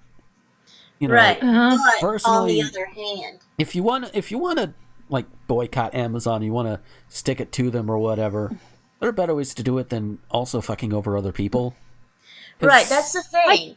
Yeah. You don't know what's in any given package. It could be anything from books to a blanket to sex toys to the needles you need to inject your insulin, to other vitally important, to food. Some people with disabilities cannot go grocery shopping and have to order their groceries on Amazon. Yeah. And here's if you must deal with the actual supply line itself in a form of protest or what have you, and you work for Amazon, a delay is better than just outright destroying the product. Delay is one thing. You cannot use something that's been in a sewer. Yeah. In addition to the obvious things that are in sewers, there's also generally industrial wastes if you're in a city, and that stuff is all kinds of toxic. Yeah. It's like, we ain't dealing with that. So, delay better than destruction if you want to protest and make a point. Because at the very least, because most people, I imagine they would order their, like you brought up the insulin needles. I would believe most people would order them before they got to a point to where they absolutely are just need it immediately. The vast majority of people, yes, but I have ADHD and I can honestly say there is more than one time when I have completely run out of a medication before I called the pharmacy about a refill. Yeah. But that is unfortunately not uncommon with me, and some of my meds are habit forming, which makes this particularly bad. Yeah. But I in this case, you and others, like you, likely maybe be in the minority of this one. Probably. But even then, if you're a driver and you, or hell, work with the people in the warehouse, and if you're going to fuck up the supply lines, slow them down, knock them up or whatever. That's not the word I want, but we'll roll with it. No, it's not. No, I wouldn't. We'll roll with it. Get with the warehouse workers. Like, okay, the actual serious stuff, like your needles, your medications, your foods, or whatever, those trucks go. Everything else, shut the fuck down. And then that would be it. That would probably be it, because I'm willing to bet the ratio to needs and non-needs when you're ordering through Amazon, the non-needs are probably bigger, and thus would have a bigger impact than the stuff that is honestly absolutely needed. Look at me giving out advice on how to stick it to Amazon. But it's not even that hard to figure out. It's just encouraging the people to actually do it. And if you work for Amazon and you want to do this kind of stuff to them, then take my advice. Make sure the essentials get out to the people who need them, which means not everybody is going to be joining the protest or the picket line or whatever. And then the non-essentials, you say, fuck you. No. Make Jeff Bezos have to train replacements if you have to. And then those replacements, hopefully already hearing something like this, can also say, no, fuck you. It's one of those things where it's like, it's like, I'm reminded of when we were first hearing about Chick-fil-A, or at least when I was first hearing about Chick-fil-A, this was back like 2012 or something. And their things, and it's like, okay, we're going to start boycotting Chick-fil-A. And I remember somebody saying to me that it's not a good idea because then it's the people at the bottom who are hurt the most. Right. And, well, I see that and I do understand that. However, that is also a very, very cruel kind of hostage kind of situation where it's probably put in place by CEOs who are like, oh yeah, if you don't do that, we're going to take from this and all that or whatever, They're probably not out there outright saying it, but they may as well be, because that's what usually happens. Like a Walmart gets looted, they can replace everything, but to get that money back, what do? They cut off on the employees in some way, shape, or form, typically, and that's not right. They shouldn't. And that's why I said, if you're going to loot a big place like that, you get the employees on, because that way, at the very least, they don't have to worry about when Walmart inevitably cuts their pay for a little bit. Right. Their supplies will be there. So, but yeah, supply lines. If you're going to do it with the probably more lucrative non-essential stuff that most people are ordering, and the essentials, you keep them going. Or at least one more round. And then, but mileage may vary. But, the biggest impact is going to be the non-essentials. So, yeah. Either of y'all have anything you want to add? This guy was a temp. Mm-hmm. He didn't want to work there anymore. All he had to do, and in fact, I was going to say, write the letter, say, dear boss person, I no longer feel this is the right place for me.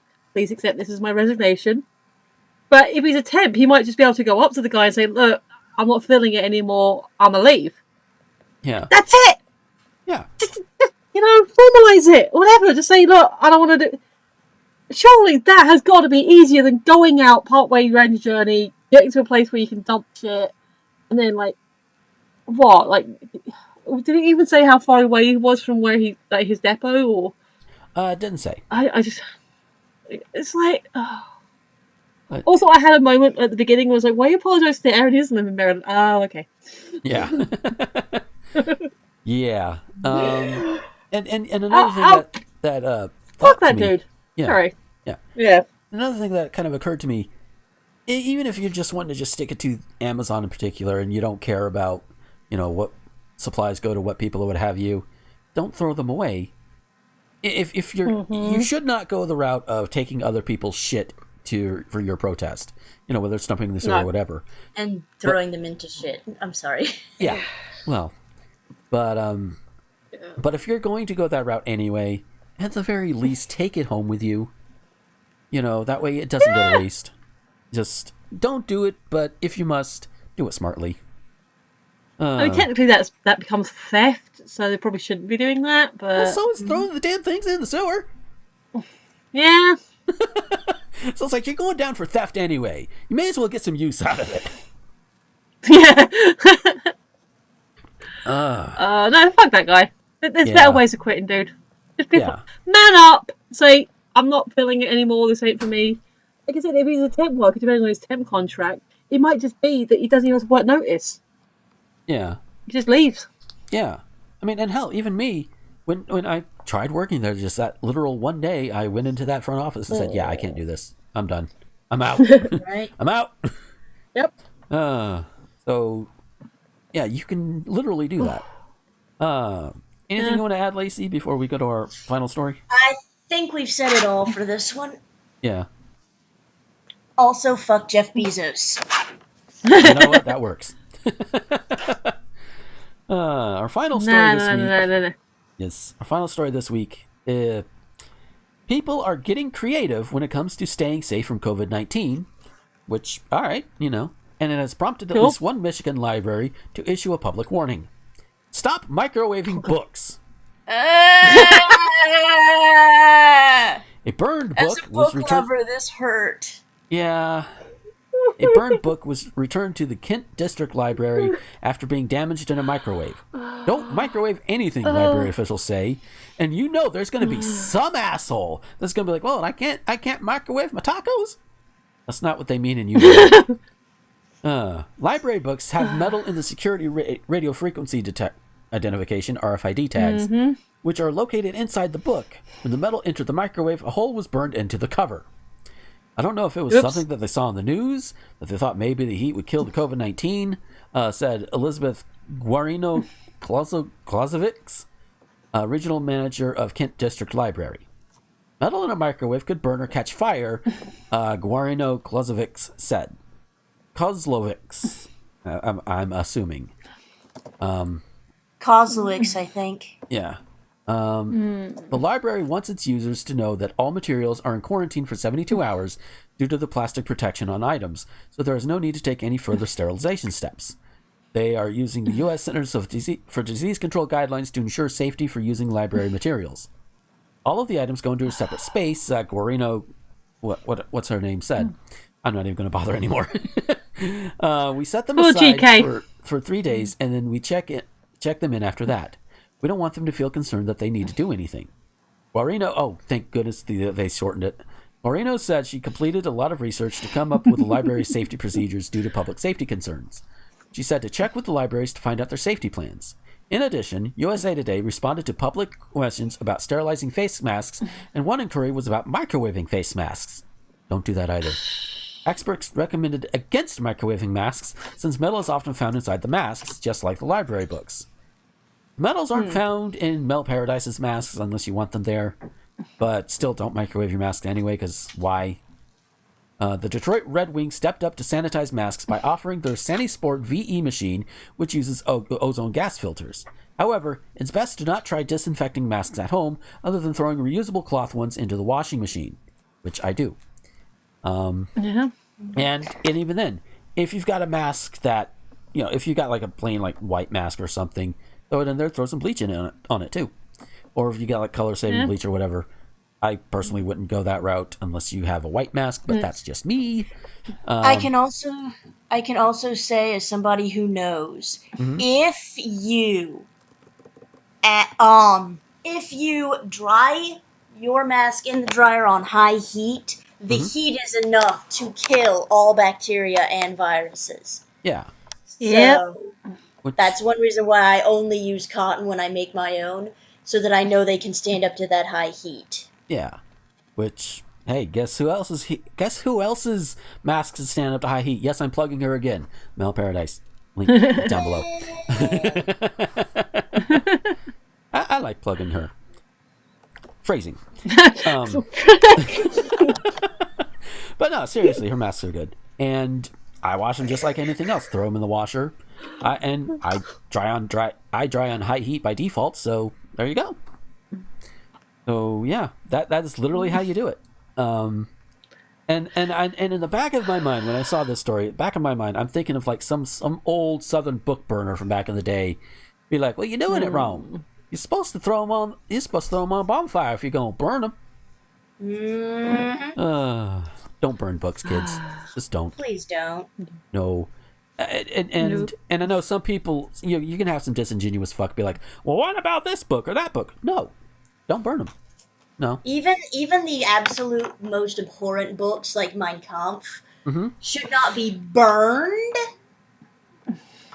Yeah. Unless you're like in a situation where you need a fire and you're freezing to death and you happen to have that one book with 88 reasons why the rapture will be in 1988. Yeah. Because even if you believed in, because there is absolutely zero relevance to that book anymore as anything other than a historical curiosity. Yeah. Yeah. In fact, I'd also go ahead and add almanacs from past, like farmers' almanacs from past years and old horoscope books to that list for the same reason. Yeah. Their use was based on a certain period of time, and that period of time is over. They are no longer useful as books. Yeah. But anything else, don't burn it. Yeah. Those who fail to learn from history are doomed to repeat it. Oh, indeed. And by the way, history does not count when it comes to tearing down Confederate statues. Those are not history. That is white people saying, "Hey, black people, fuck you." That's literally all. That's literally what it is. That's why they were erected.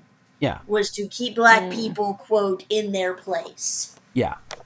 And to forget that they were not even built like after the Civil War during the post-war period. They were built nearly all of them during the first half of the 20th century. Yeah. So more than 40 years. So like more than 40 years after they lost, we let them put up the most offensive participation trophies ever as a way Mm-hmm. to intimidate their fellow citizens who happen to have dark skin. Yeah. And I think that's disgusting. Yeah. And you know, if people are like, well, you shouldn't tear down the statues, what about this and that, I should put them up. If you don't want the statues destroyed, Indiana Jones has a very good idea. Put it in a damn museum. Because they're not being honored in there. It's like, okay, this is so-and-so, this is what they stood for, and this is what they fought for. You know. Plus, like... That's probably the only compromise I can make. I would Otherwise, also like to point out... destroy them. I'd also like to point out that in 1945, every single ornament, carving, building, or statue with Nazi symbols was destroyed in Germany. Every single last one. There are 0 monuments of any kind to the Nazis in Germany. Yet, German students in Germany are always taught about the Third Reich in great detail as a reminder of what one-way fascism can arise, so that it never happens again. Yeah. So next time somebody, usually some white redneck from Alabama, I say Alabama because it's right north of me. I'm from there originally, and that's fair. Yeah. You know, usually some white redneck from Alabama is like, well, if you tear that down, you're erasing history. No, that's not erasing history. That's erasing white supremacist masturbation. All right? Because that's what it is. I mean, you know, you could be intimidated by white supremacists masturbating. I don't know. I lost myself on that one. Point is, they need to go down. They do. They need to go. A statue implies that you are celebrating and lionizing the person in the statue. Mm-hmm. If the person people do not make statues of somebody that they believe to be a horrible person. So when you have a Confederate statue in your town, that implies that your town and its citizens consider armed treason and white supremacy to be admirable. Yeah. Period. And you know, I'm actually reminded of a different statue in Enterprise, Alabama. I don't know if it's still up. The Boll Weevil Monument. The Boll Weevil Monument. Yeah. The Boll Weevil Monument is not remotely a racist thing. The Boll Weevil Monument is about how it took an insect infestation to get South Alabama to stop trying to grow cotton, which was already starting to go down in price by that point, and start growing peanuts, which was much more profitable for the area. Yep, and it still is. Yep, it's still a peanut festival still. Yep, there is still a high level of poverty in that area, but not as bad as there would have been, and the revenue, the tax revenue from peanut factories and such, is literally keeping that entire area of the state afloat. Yep, very much so. So, yeah. Can I ask, because in my head I'm imagining like a giant statue of an actual like insect or group of insects. Hang on, I will send you a link to the Wikipedia page for the Boll Weevil Monument, because it's actually kind of a cool looking statue. Yeah, I saw it in person like at least once, and it's like, yeah, it's kind of cool. And at the time I thought it was like, okay, this was the thing that kicked our asses, we're honoring it, okay, you know. Which, once I learned more of the background behind it, it was like, oh, okay. All right. Understanding Sending Michelle a link. There you go. Yes. It's good. Oh, wow. That is cool. Yeah. The Boll Weevil Monument. And all around it are is a main street with little small businesses, some old, most new, because frankly, Walmart put most of the old mom and pop stores out of business, but there's new ones springing up. I even went into their used bookstore once and got some rather nice ones. Sweet. Yeah. Mm-hmm. But yeah. The monument, like a boll weevil monument, good. Confederate monuments, Yeah. destroy them. Just And Mm-hmm. monuments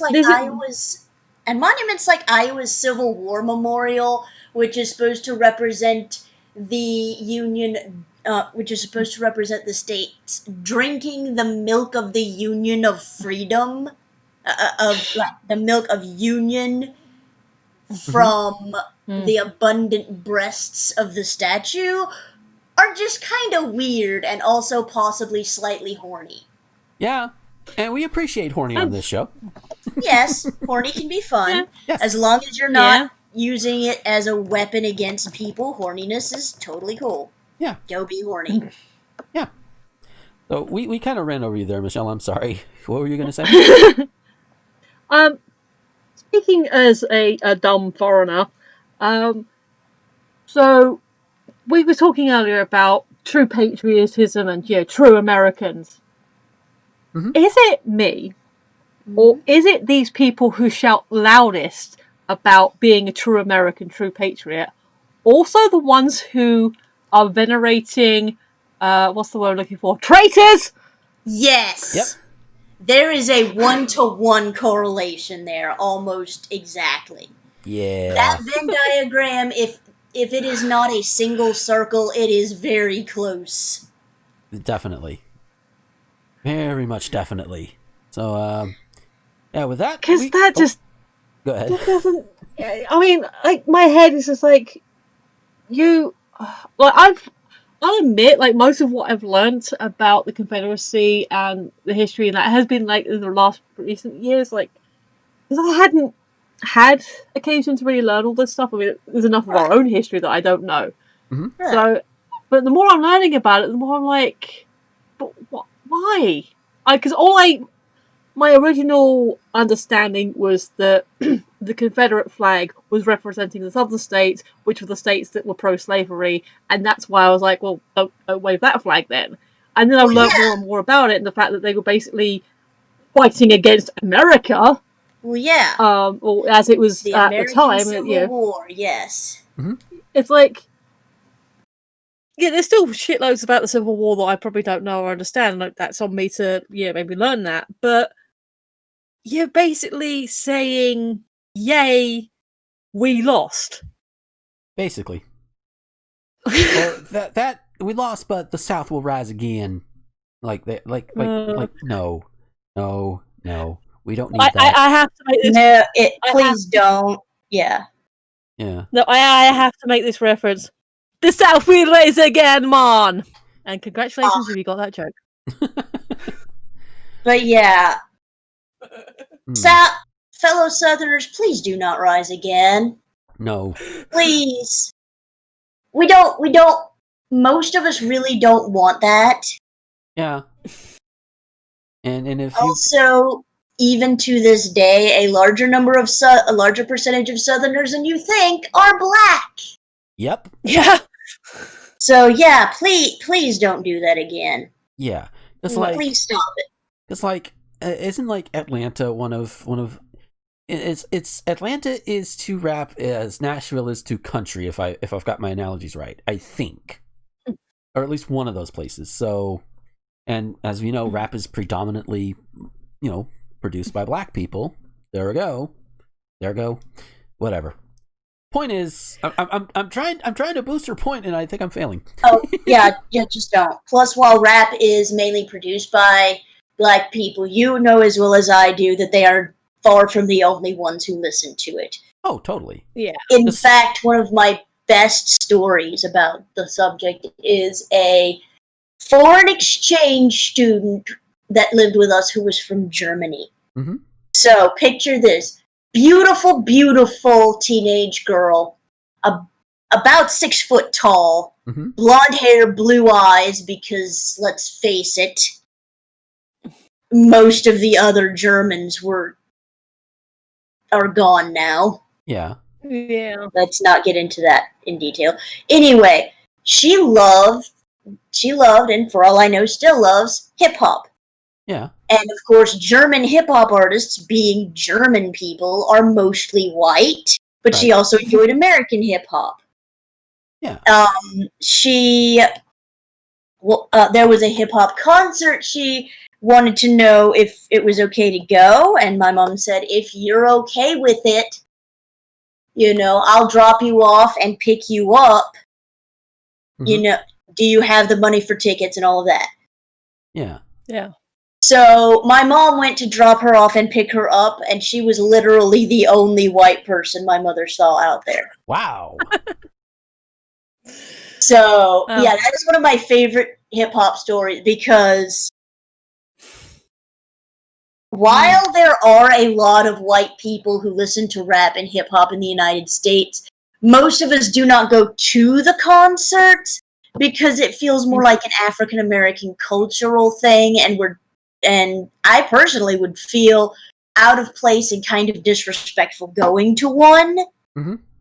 But that might just be me, and I'm not sure how much of that is actual racism on my part or overcompensating too far in the other direction. Yeah. I think if you're going to have a true melting pot, you need to experience each other's culture. And if you enjoy that type, if you enjoy that type of music, then you shouldn't feel like you shouldn't go to that concert. You're absolutely right. Yeah. I mean, and hey, but go ahead. Sorry. I was just going to say, to bring it back to what the actual story was actually about, that's not what they mean by cookbook. Ah! Just accountants being accused of cooking the books, but it ain't literal. Exactly. And on that note, we're going to go ahead and get out of here, and hopefully we'll have a curtain call for you this week. All that good stuff. So... for those who are new, Curtain Call is basically a little 10-minute blurb we do post-show strictly for patrons over on patreon.com/Gomer21XX. I know I also plug that in the midsection of the show, which is recorded beyond this, well, separately from this, because I think even that one is like the same recording every week. But, having set ads is fun. But anyways, if you're curious about the Curtain Calls, head on over to patreon.com. $1 a month will get you access to that, and access to these episodes early and without any ads whatsoever. Not even my little Patreon spiel. That's in the middle. I mean, you get all the stuff that we do live at the end, but, that's just part of every show. But yeah, so with that said, Michelle, where can we find you on the internet? You can find me on Twitter at Phoenix11. That's PHEONIX11, and also the same for YouTube, where I'm mostly doing unboxings. But hopefully, once the cinemas open, my friend and I will be doing movie reviews again. So there you go. Hey, hopefully they don't open up too soon, because still. Yeah. But yeah, AMC got really big shit about that. You can mainly find me on Twitter as LChanPlays, or in Tumblr as repost-this-image. Yes, and she posts a lot of good stuff, so you should go check her out. It's mostly reblogs, but I do try to reblog all the good stuff. Yes. And as for me, you can find me on all the socials and everything. I actually have the Linktree link in the doobly-doo. Just linktr.ee/Gomer21XX. That has links to everything. Has links to the website. Has links to both my main YouTube channel and the ThespianTalk YouTube channel. It should have one to my gaming channel too, where I put up my streams after I've streamed. And I've actually got to re-upload one of them because the one from the other night, the one that Lacey was sitting in on, that one got exported over to YouTube, and there was like 30-something copyright claims made on it, which most of them is like, okay, it's just putting ads on it. That's no big deal. Ads are no big deal. If other companies want to do it, I make nothing from the videos to begin with. I don't give a shit. But then one caused it to be blocked.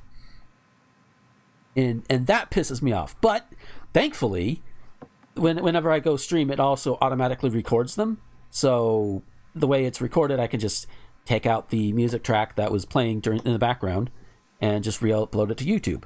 However, Twitch muted the whole damn audio, but that's why we have YouTube. So, ads, fine. Block, fuck you. And the one that got me blocked was the safety dance of all things. Really?